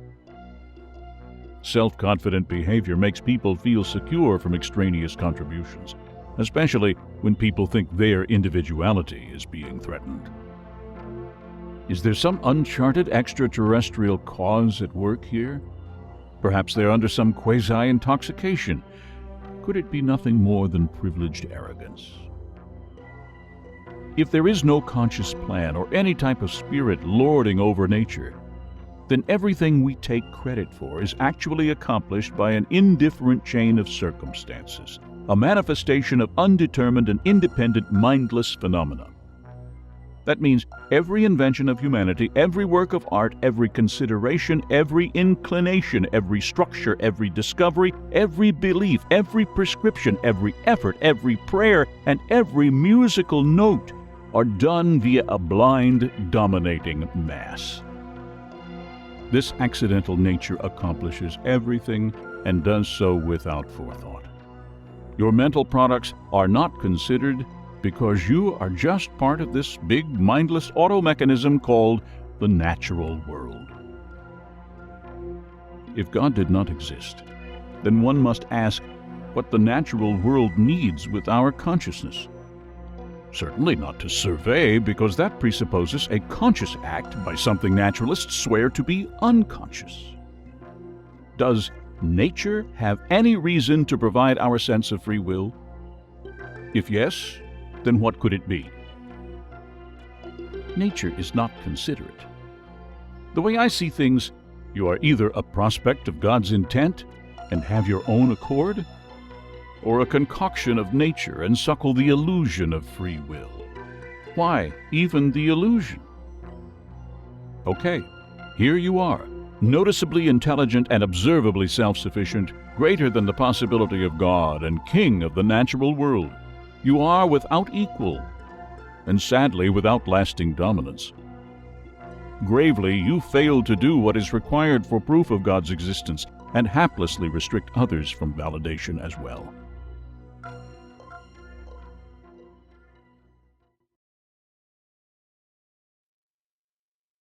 Section 31.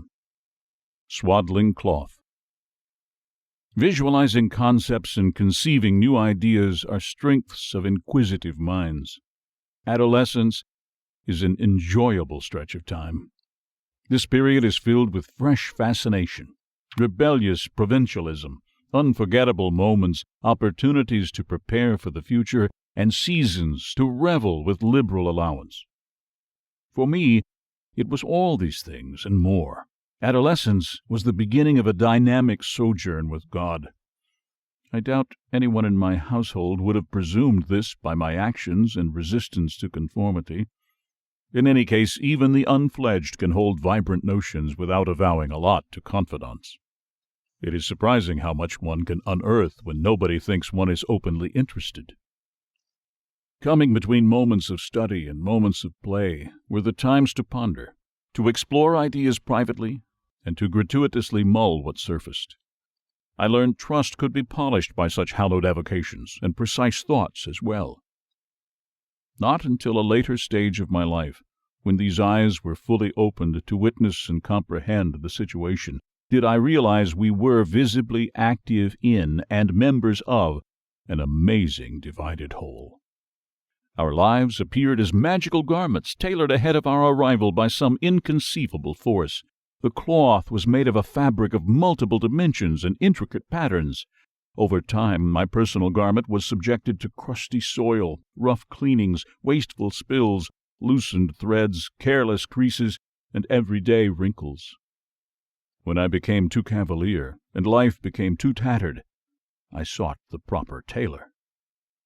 I wonder how many others believe this garment, this life, is just a momentary shelter from something to be sheltered from, a swaddling cloth for the soul, until it is capable of preserving itself.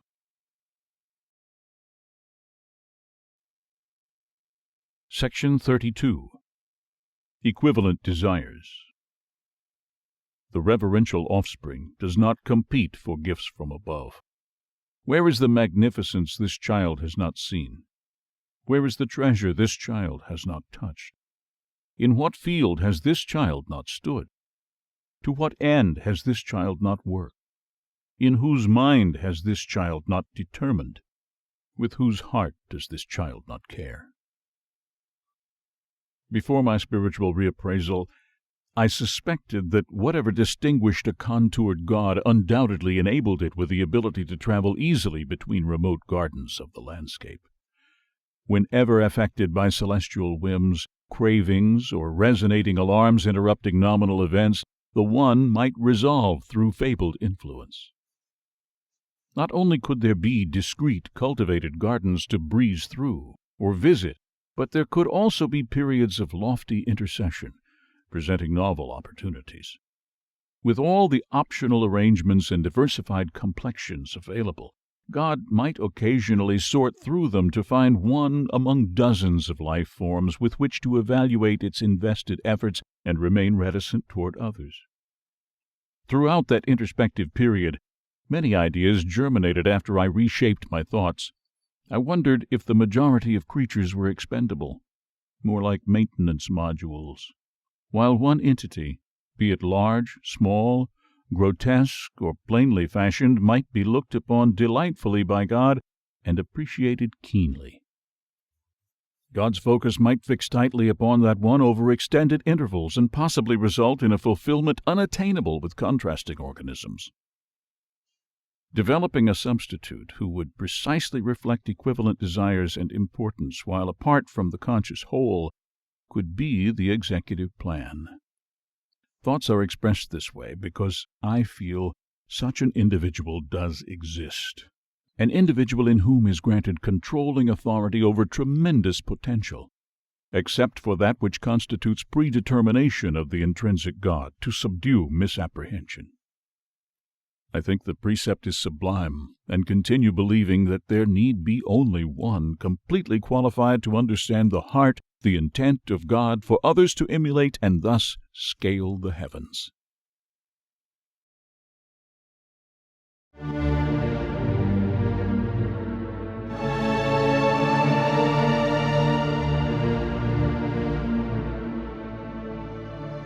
Without Presumption. Part 3. The Trestle.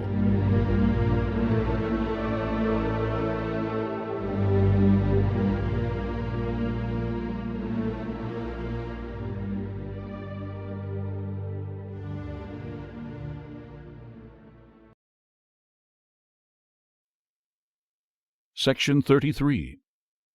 A portion entirely good. If knowing the Lord were commendable, then knowing the Creator should be glorious.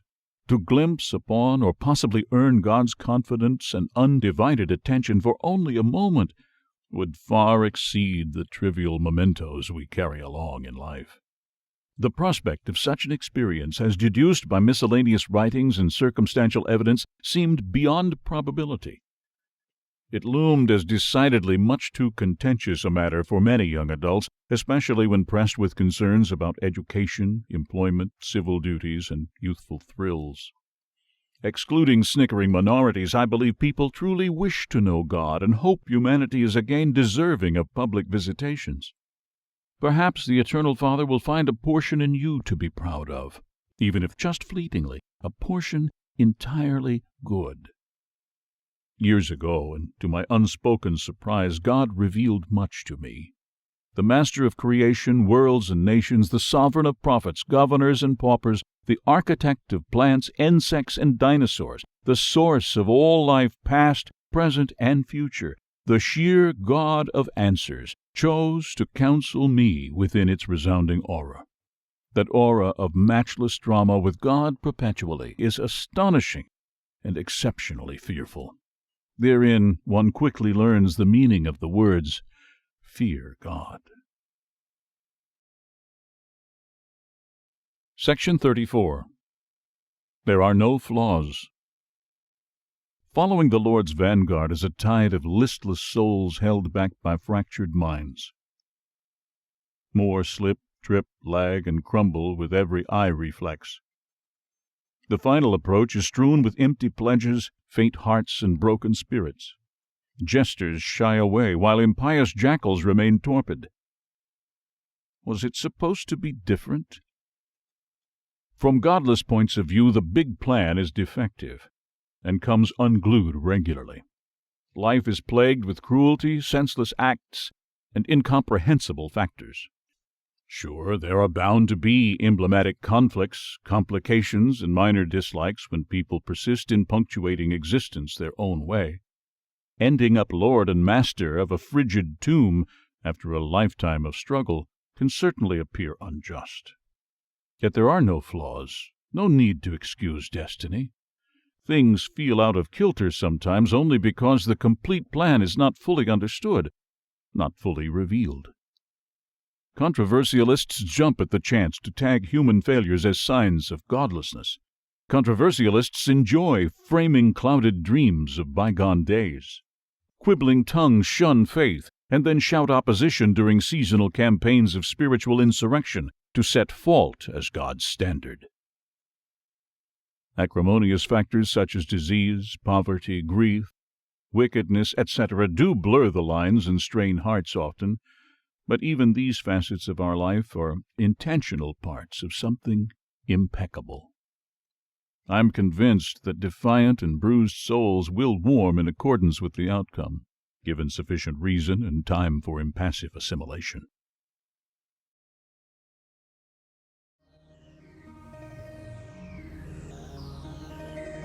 Section 35. You will know at once. Concern by the inanimate world for your happiness is impossible. So why supplicate this unresponsive world with anxious words? Why pray to the result of nature and not the cause? Why turn away expedient remedies for long-suffering grief? Be wise. Do not just honor the message and disregard the reason for contact. Who are we to God? What finally happens to us could be just a trifling consequence and irrelevant to the overall progress of existence. For the most part, we seem quarantined in this segment of creation to shape our future, work out our collective problems, and reduce hindrances, delaying advancement through any means available. From Earth's locality, it looks as though we are tiny, nominal creatures in a boundless array of spatial constructs. This orb is but a visible speck beyond the solar system, and only when sprayed by sunlight. How significant could we debatably be? These do appear to be valid remarks and questions. However, external observations are impaired by our physiology, time, and space. The questions, in general, could be disappointing calisthenics for laïc audiences because determinative answers rest imponderable without having witnessed the intrinsic God, or at least having scaled spiritual significance.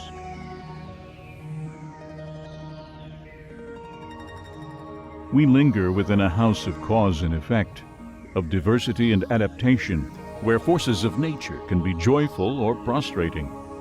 Yet no matter how marvelous, indifferent, or crushingly reactive the forces become, they will faintly underscore the magnitude of creation's finale.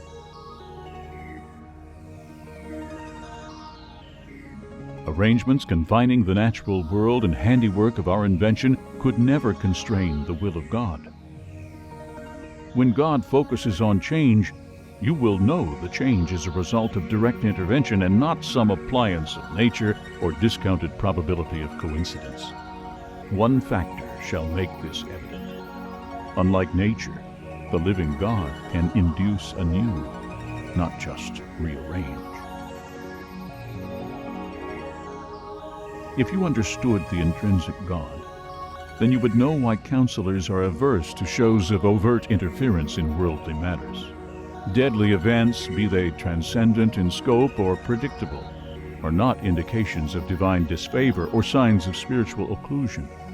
The Eternal Father need not inflict punishment or ruination to be credible. Showering blessings and honor upon a few exclusive guests just for their adoration is also nonsense.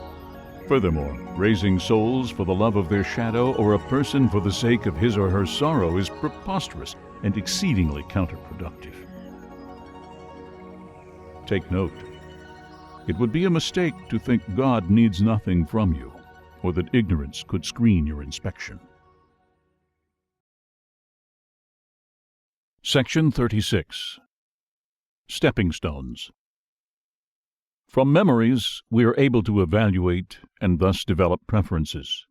Likes and dislikes elicit judgment and too often prejudicial tendencies. The tree of knowledge pertains to our proclivity for remembering as well. Memories support the full spread of emotions, and help determine our future conduct. Ancestral behavior can be analyzed through collective modern experiences. Thus, we become like gods, looking back and forecasting ahead. The Bible is riddled with verification of prophecies. Making known events ahead of time is one means by which God venerates servants in the eyes of incredulous souls and reestablishes jurisdiction over lands besieged. Accurate forecasts reaffirm control of quick-paced days for believers and unbelievers. They also avow spiritual guardians when the forecasts provide valid instructions. Divine prognostication is not the same as prediction of an outcome based on statistics, probabilities, auguries, or memories. Any farsighted person could determine the outcome of future events better than a visionless one through deductive reasoning.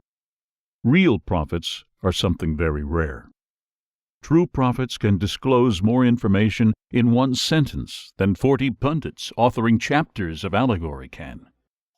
Valid prophets are stepping stones, ahead and back across the passing moment. True prophets teach why, when, and how to proceed. Special factors of God educe Olamic character in such prophets, which others may later exemplify. True prophets can score time with metered assurance and instruct generations about upcoming events. True prophets are watchful and caring. They might not unfold illustrious wings with crests of confidence or stand in the spotlight, but their service is required nonetheless to preserve the spiritual well-being of dedicated Christians.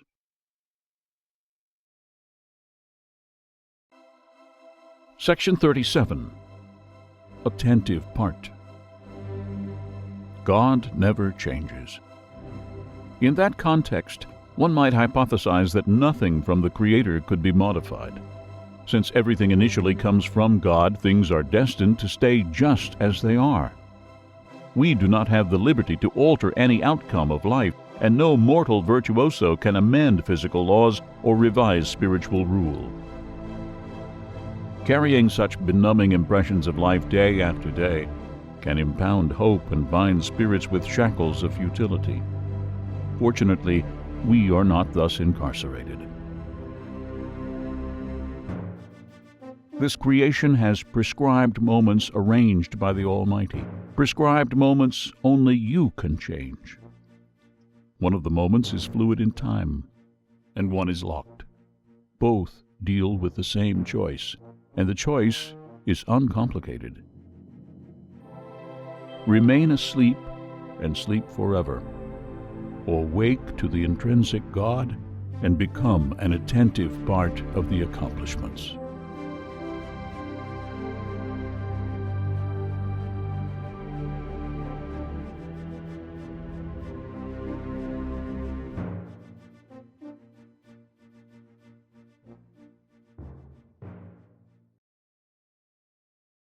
Section 38.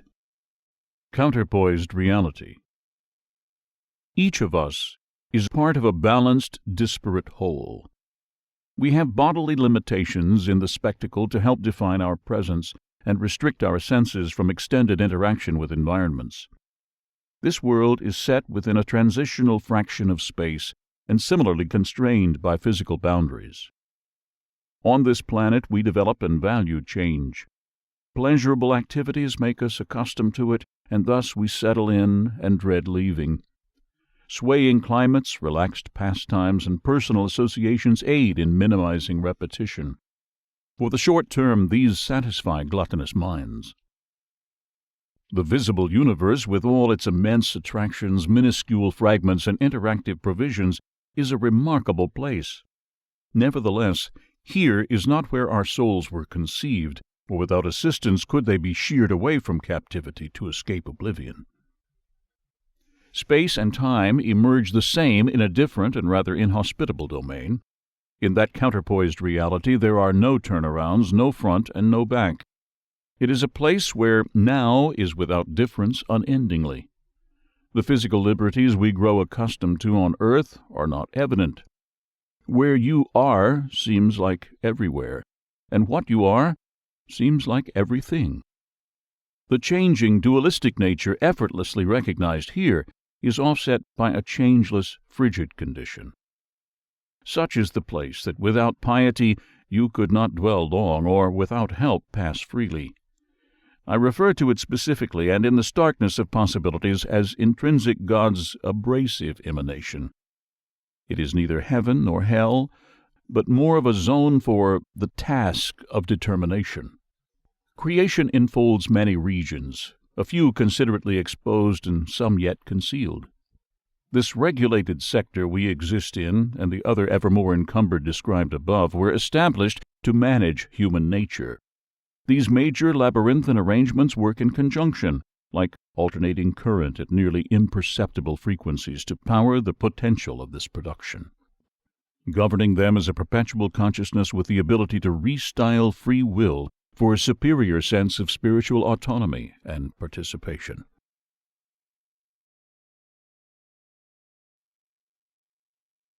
Section 39.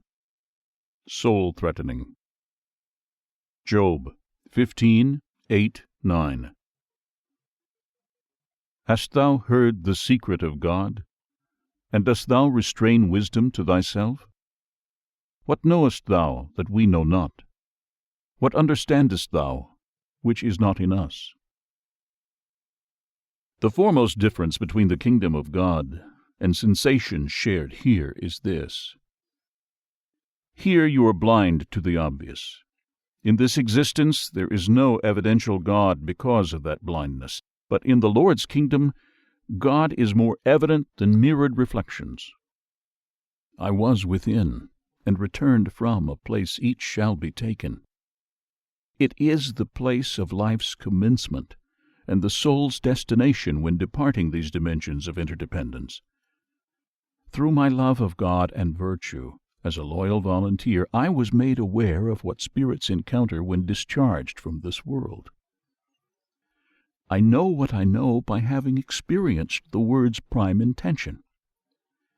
The Word delivered unto us as the antidote for alienation. I learned what we must and must not do to survive in the presence of God, in contrast to others who can only assume. You could be lost in the advancing judgment unless you are prepared for submission to the intrinsic God. Fathomless terrors befall the faint of heart, the unprotected souls on that stage. They become trapped between the margins and completely overpowered by unrelenting drama. Therein the changeless atmosphere causes disorientation, and the resulting confusion makes thought of escape useless. A crushing sense of hopelessness engulfs troubled souls until they eventually concede self-determination. The rasping effusion dissolves the last vestiges of personal identity. There's no aftermath for those souls undergoing literal expiration. They become irrecoverable. This happens when people are unprepared to face the authenticity of life's intrinsic God. And knowing about it is not what I mean by prepared. The given means for avoiding terminal absorption is to become beloved children of heaven, and not lowly creatures of earth. Common souls adhere to rash patterns of behavior in the last moments. Such souls attempt to squirm and react like impetuous demons crying out for want. Heads up now.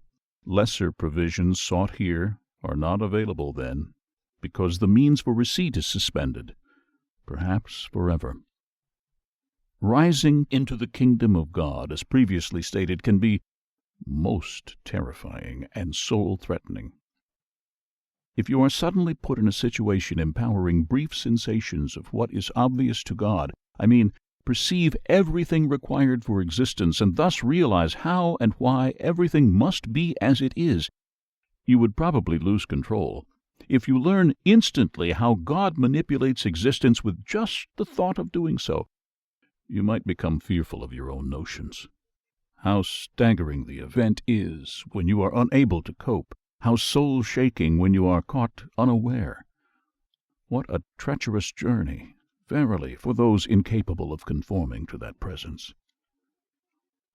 The methodology needed to alleviate such torment was exuded over many millennia. Succinctly put, your protection outside worldly confinement and exclusion from pending pressure bides in faith through Christ.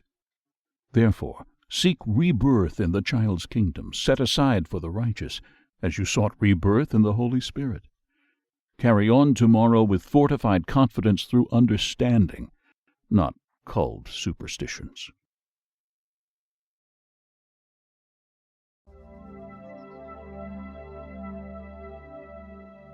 Section 40. Mandatory attendance. While others were licensed to assert the power, love, and wisdom of the eternal host, so too am I licensed to assert the composition, plan, and method. The child forgave sins to champion trust, and I unfurled the child's source to enhance that trust. What is said here is important. I implored you to become as the child because I know the Father. That I know the Father is why you should fear God, heed the spirit of faith, and rely on Jesus Christ. Start preparing a fitting receptacle for sublime concessions here, today, and not tomorrow in some imaginary arena. Taking on pronounced qualities of Christ soon will empower you later. Such qualities improve your ability to forestall catastrophe at the periphery of God's kingdom long enough to pass safely. Before proceeding beyond the prostrating wall of God's dour presence, you must be able to survive. The astute captive quickly seeks one liberator in that faultless totality. Fundamentally, every soul attempting to garner provisions of fortitude and courage necessary to bear up under the stark realization would go uncompensated, if not for Christ. Regardless of previous stations or accomplishments, each woeful soul shall beg forgiveness for earlier mistrust. There, and certainly then, the unprepared will plead ignorance and cry mercy.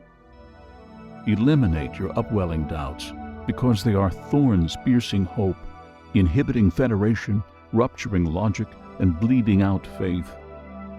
Be warned, uncertainty about the authority of Christ will induce hesitation. The only way to enter lands partitioned for the child's progeny, the land of elation, is to survive the ordeal of God's presence. God's perfection subjects you to danger, and the imperfection of your life magnifies risk.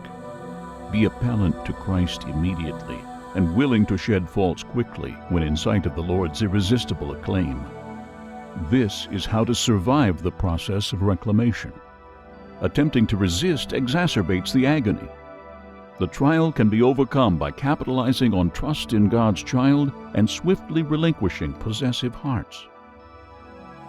The greatest challenge to individual distinction comes from the highest level of existence. There is where the history, the purpose of each is uncovered, and where the faithful of God's children learn the real meaning, strength, and power associated with the reputation of Jesus Christ.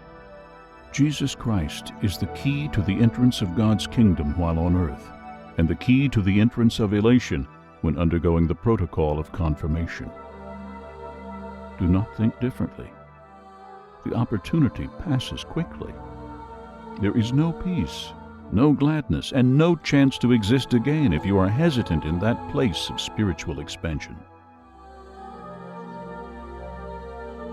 In whom could you rely for progressive guidance after fanciful diagrams and cellular cooperation are stripped away during that procedure of God's overpowering fusion? You, as you are, could not kneel before ancients because God will not permit you. In that moment, you could not turn and walk away because the fleshy carriage of your life and surrounding primal haze will not lend support. Your only chance for salvation is to be one with the child who is beloved and acknowledged by the Eternal Father. This is a wonderful offering and very stern warning. Strive to be neither more nor less than God's humane child. Be as Christ in all ventures. Thus, when the time comes for your mandatory attendance before the Almighty, you, too, will respond correctly. This somewhat understated way is also one of the least complicated instructions made available for securing true salvation. A preeminent motive for the Creator having made such an arrangement is this: much jealousy, conflict, and deceit decompose the souls of hired servants. Their monotonous battles are exasperating, stifling, and foul.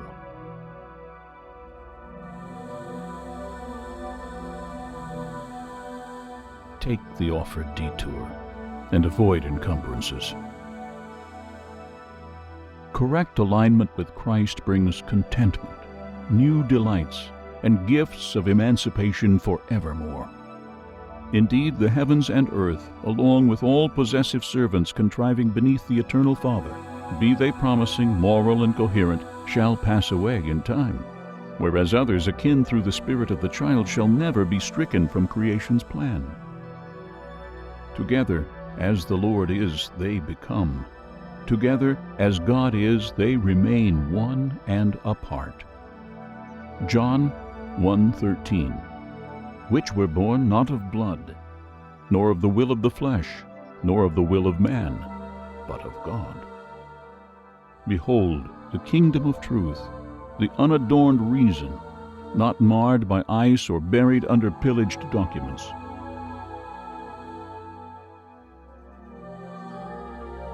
If ever feeling chilled when immersed in bloodless ponds of analysis, try moving toward the warm shower of our Savior's cascading grace.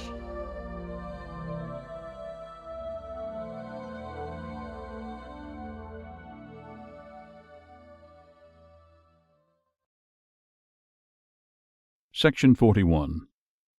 Permanent Pardon. The directives below may help neophytes appreciate the legitimate Savior who, by choice and expectancy, was exhibited in a manner whereby inhabitants of this baffling world could become acquainted with the influential power of his radiant trust, the faith of Christ now fixed within our tender souls. Some expressions below are meant to thwart possible despondency brought about by unrelenting harbingers of irreligious desolation. To church leaders I say, do more than fight over worldly possessions, and do more than request thanks paid out in praise. Teach how the central terms of selflessness and respect enhance the sense of traction upon the Lord's path. Remind everyone why their bid for salvation is obtainable. To dauntless orphans I say, bypass flaunted traditions of frightened guilds and dare to notarize the relevance of the Lord's glorious service for yourselves. There are few rarefied guests interacting with pre-creation's shrouded kingdom who commit fully to easing the way, easing the journey toward the place where one voice confers permanent pardon. Become one of these in this age of extrication. To others I say, take no commission for prayers. Be willing to offer more for universal understanding. Desire only those provisions necessary for virtuous tasks and honorable disciplines needed to reach God's kingdom. Dismiss persistent thoughts of material and heavenly profit. Live for the love of God, and coffers of faith shall swell. Matthew 6:33. But seek ye first the kingdom of God and his righteousness, and all these things shall be added. Section 42. Durable Nutrients. Stripping away decrepit layers of scandal and airing the real purposeful life are certainly worth doing. Moreover, enraging volatile critics to expound durable nutrients of salvation is important, as important for the soul as diverting seasonal withered chaff to apprise ripened grains.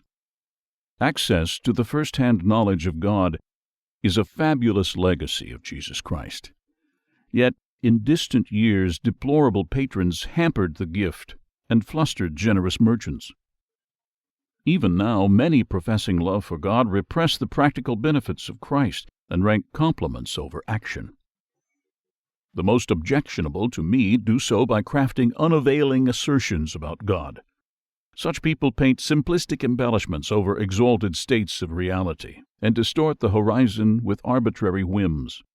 A dream regarding heaven without the consequence of exposure is an example of such people's faulty mindsets.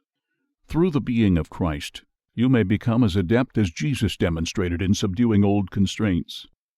Through the being of God's child, you can end disconsolation if you are lost in or limited by the caverns of another's imagination. Each person may, as prescribed, comprehend the residing God and break through the crippling barriers of celestial illusion to witness the everlasting cause for all things known and mysterious. The intrinsic God is a distinguishable experience. Set materialism aside and fathom the gist. Living every day in the habit of Christ, as displayed in a nation selected to do so, can flush away guilt and avarice obsessions. Dismissal of such afflictions expedites activation of certain sedentary birthrights. Those birthrights are blessed rights. One is to reach a state of being in which an improbable question can be formed. Another is to receive the astonishing answer. Those who derive self-fulfillment through Christ shall have seen God, and pity the inconsiderate pupil coiled round the antagonist. Section 43. Light without shadows. While some people do well in direct light, others are indifferent to its changing concentrations. For those claiming prominence in the shade, I put forth this question. How long could you sustain yourself when held in a light without shadows? Believe this. You must develop assiduous skills of Christ soon if you are to reflect God's unfiltered amplitude following close at hand. Those capable of reflecting the light shall be attended. Whoever is not as the child is transparent to the Eternal Father.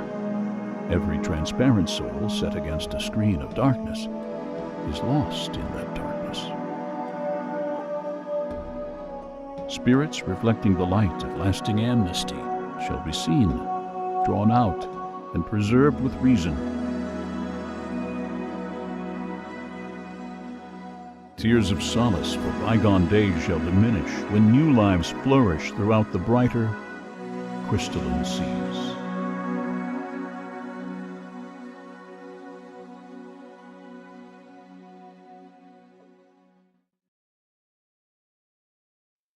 Section 44.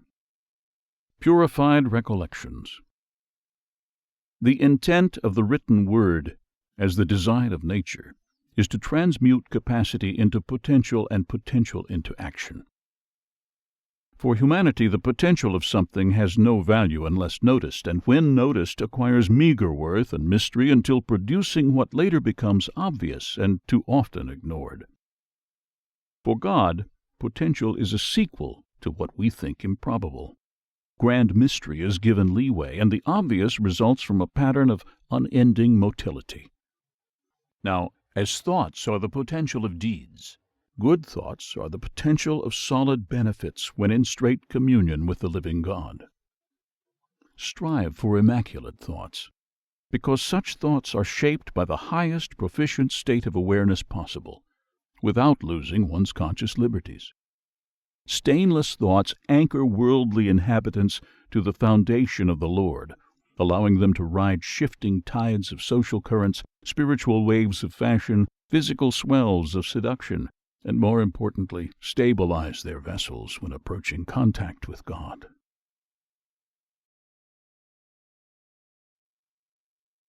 Section 45. Unimpeachable Moment. The ability to perceive God on earth has extraordinary advantages for unpackaged minds. There are many industrious leaders teaching the contrary. These champion a precarious supposition whereby the living God cannot be espied. They are willing to trade the diametric pursuit of eternal truth for leisure and accumulation. By exploiting failed efforts to perceive God, they move to break the heart and mind, yet faithful to a higher ideal than whimsical lifestyles. It is befitting to refuse words expressed by others as infallible, when such words deny humanity's eligibility to observe the shining crown of Christ. Not to try, and try through the being of God's child, precludes your responsibility to use uncontested states of consciousness for exposition and understanding of the one parceling life from its ideal position to do so. The world has not understood the truth because professors dispense their partial versions without really knowing the complete story. Some turn acquisitive during apprenticeship and self-serving. Others solidify livelihoods through dissemination of religious dogma twined with subliminal doubt and unrewarding reference. When among peers, these teachers frustrate outside examination easily by referencing tinted records, sage suppositions, and baked lectures. This is not the Lord's way, and this is not mine. The way of the Lord is valid explication, and the means to the kingdom acclaimed is in one's accommodating approach. Let others say what they think is certain. I shall report what they do not consider. A moment without doubt, the unimpeachable moment. Section 46. Availed. Let no one confound what is right with extravagant wrongs. Ornamental souls. The plan for the larger population is successful when circumstances make it appear as though God does not exist. How do you behave when the boss is near? The manner in which you represent yourself when believing the overseer is not watching substantiates real character and quality. God hopes to raise individuals capable of durable partnership, not flocks of worshippers cackling endless pleas of corporeal flavor. One or a zillion worship bots make no difference to God if they are not worthy of companionship. Of what good is hollow praise to the everlasting host? Ornamental souls are of less relevance to God than mindless automatons to you. Thus is availed the investment of Christ, in whose likeness we are permitted thoughtful enthusiasm. Uniform. Faith is challenged across humankind by God's indiscernible blending. This levels the playing field and keeps participants spiritually uniform. Families of elite means are neutrally fronted by the same perplexing questions as those with downtrodden lives. Thus is availed the investment of Christ, in whose likeness we are permitted enduring confidence. Essence of love. The essence of love is the fear of being without. The flip side is hate. Here exists a strange paradox in our relationship with God. We rightly fear the absence of God's concern. At the same time, we intuitively dread being ultra-close because of the tendency to dissolve unshielded souls quickly, as profiled through this book. Devoted and wayward individuals equally carry on timorous relationships with God, longing to be close but not too close. Here, then, is the tricky part. How could you override a protective flight impulse that otherwise ensured discovery of something quite impossible to recognize, if not doing so? Thus is availed the investment of Christ, by whose likeness we are permitted unity in God without endangering the soul. The light. You were given the light to perceive the heart of Christ and thus come nearer to God. Just because others say they live well while feeling detached from the Creator and believe you think as they do does not put you in disfavor. On the other hand, just because some say they live better with the light of God and believe you think as they does not merit favor. Thus is availed the investment of Christ, in whose likeness we are permitted private communion with God. Forgiveness. People stalled along byways of civility, bogged down in pits of self-loathing or savoring aromas of spite, or confining views to windowless rooms, might never feel greater worth. Thus is availed the investment of Christ, in whose likeness we are permitted forgiveness for wrongdoing, especially to ourselves. inescapable. Many rather believe God some unsupportable theory, and so never wade beyond the murky shallows of popular scripture. They never find out, until flesh begins its molt, that God is inescapable, albeit quite challenging to perceive in this theater. Thus is availed the investment of Christ, in whose likeness we are permitted escape from the repression of uncertainty. Resoluteness. The way is narrow and the terrain rocky. Thus, even if someone knew all things written or said in this world, that person would expire short of Christian success if he or she lacked the will to try, stamina to pursue, intrepidity to step, objectivity to translate, and resoluteness to sustain. Thus is availed the investment of Christ, in whose likeness we are permitted to overcome human limits. Nurture. Who would imagine the wonders above if this planet did not turn from the blinding sunlight? Just as the light of day momentarily nurtures the world at the expense of the world's greater sight, so too does the physical realm momentarily nurture the soul at the expense of the soul's greater involvement. Thus is availed the investment of Christ, in whose likeness we are permitted a vision beyond the stars. The soul's content. The soul may ascend not because of its usefulness, but because of its content. If what takes shape in the soul has lasting value, then the content is retained. Thus is availed the investment of Christ, in whose likeness we are assured a place in heaven. Unwise. Heeding words from a servant of the master's servant while ignoring the master seems most unwise. Thus is availed the investment of Christ. Section 47.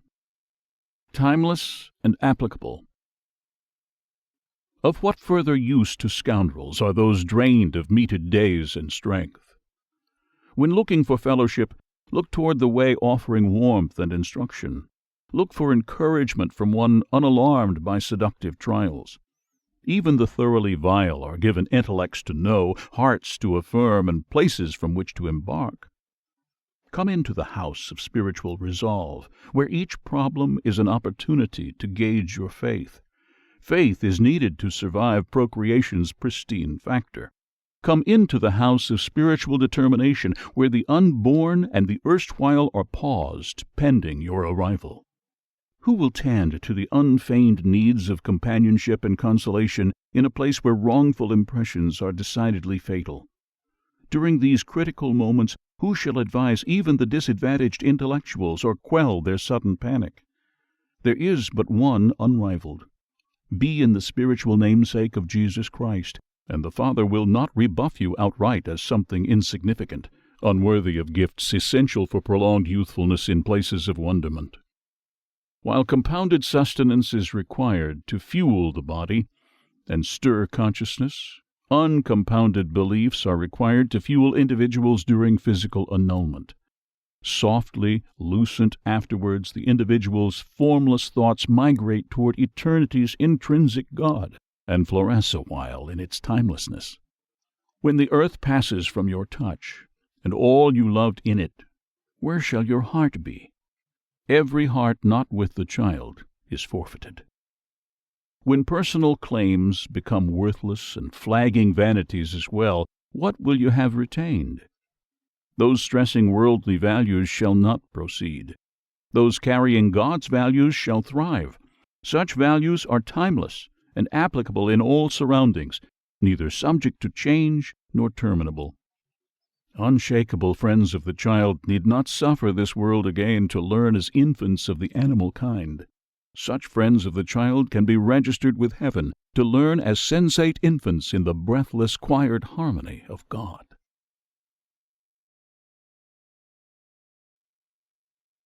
Section 48. Earthly obligations. Optimism can be a debilitating outlook, if not, as with other partiality, checked by temperance. Having too hopeful an attitude might incite us to invest personal time in foolish undertakings, risk earnings blindly, and trust in fiction. False hopes usually compel people to turn aside from common sense and summon needless dangers. Modern Christian religions are overly flowered with optimism. They suffer children with half-truths and a paradise that is too spoiled. Manipulators of Christ are the only beneficiaries of such misdirected optimism and fables. Rebuke preachers of reclining faith, and dispel rumors from gullible misfits. Who could realize anything important if dazed by heavenly jubilation or foregoing earthly obligations? Open new doors and shut archaic ones. This world is entering an unprecedented room in creation, a new place from which to explore. Heed God-given sense and value the design of nature. If you choose to offend intellectual gifts or misjudge nature's reaction, then do not argue the price. Your freedom to offend social standards and defend improper use of natural processes has risk. Try not to let obsequious soothsayers take advantage of you. Do away with feeble words and empty passages that mitigate offenses or lure you by reckless bidding. Section 49. Religion and Science. Elevating physical systems of creation over human perception of creation makes little sense to me. Clearly, physical life would not be possible without the underlying, interpreted laws of science and nature. However, it takes life to comprehend God, more particularly from this uncommon but limited vantage point. The most docile means of humanity's persuasive affirmations rest in numbers and words. Science and religion depend upon them to prop, elucidate, and demonstrate predictable outcomes of controlled relationships within finite sets of variables. Serviceable sciences customarily contend with the here and now, and used fixed standards to achieve objectives. Speculative sciences traffic more intangible relationships and suppositional properties. The sciences do so to help quantify compounds and amalgamate innovative alternatives for established as well as new technologies. Bracketed religions similarly divide attention between the here and now and aspects of more conjectural scrutiny to further enhance their complement of feasible belief options.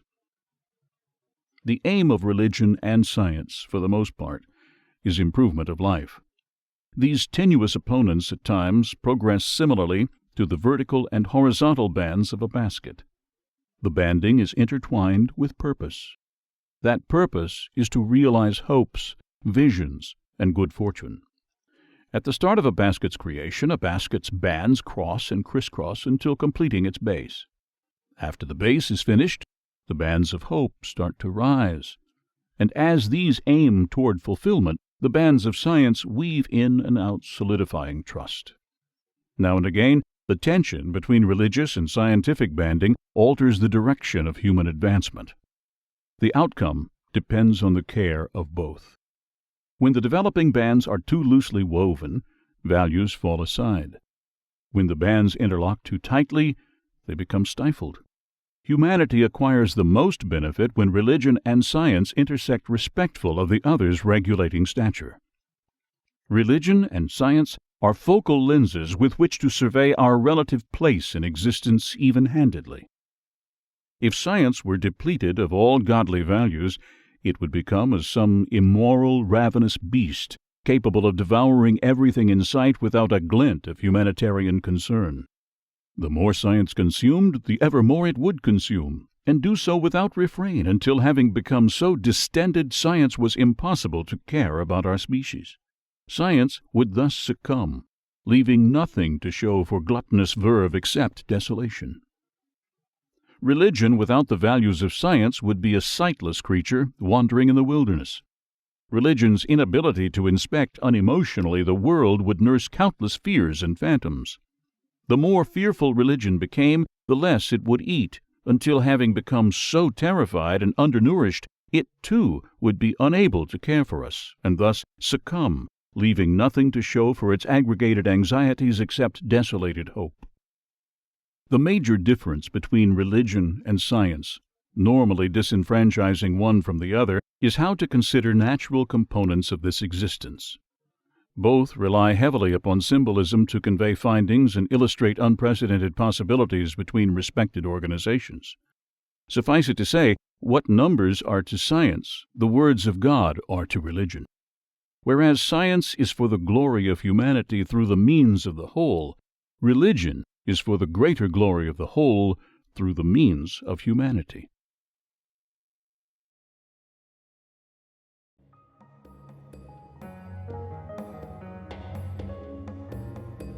Section 50.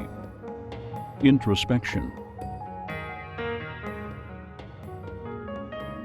Within 3 days after my wondrous encounter, I started home. Along the way sprawled a large harbor. Its waterways calmly lapped at ships moored far off.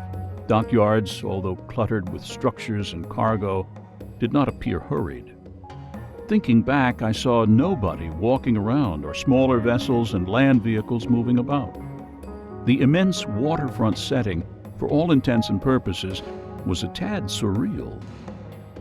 I looked over a supple, shimmering surface, which stretched up to a solidly built sea barrier of colossal stones.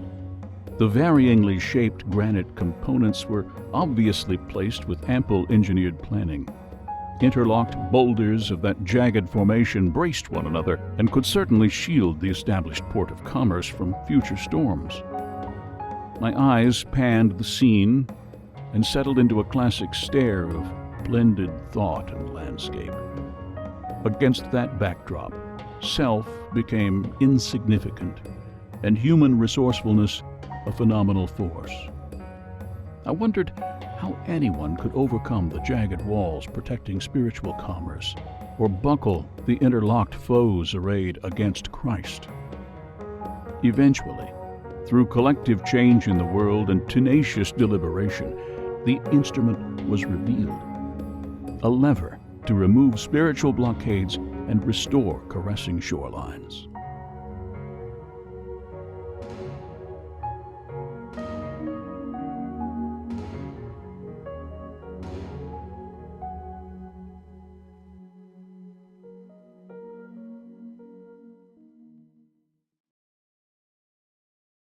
Closing. This is my earnest testimony, a support for ensuing victors. To the rest, it is marked for improvidence. Do not inquire about me. I am neither a healer nor a ruler of people. There is nothing in my house to sustain life except this offering, vigorously washed in faith and thoroughly rinsed through conservative recollection. Know me as a musician of provocative harmonies and a painter of noetic levels. Some moments change eternity. Others prepare us for change. Let these help you become sculptors of common sense, veins of spiritual moderation, warriors for the innocent, guides for the wandering, forebodings for the neglectful, homemakers for the homeless, and messengers for the inevitable. The price for life is death. The price for salvation is Christ. The price for Christ is faith. The price for faith is love. The price for love is acceptance. The price for acceptance is reality. The price for reality is God. The price for God is you.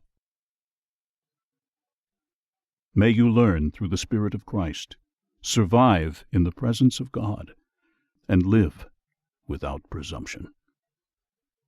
The end.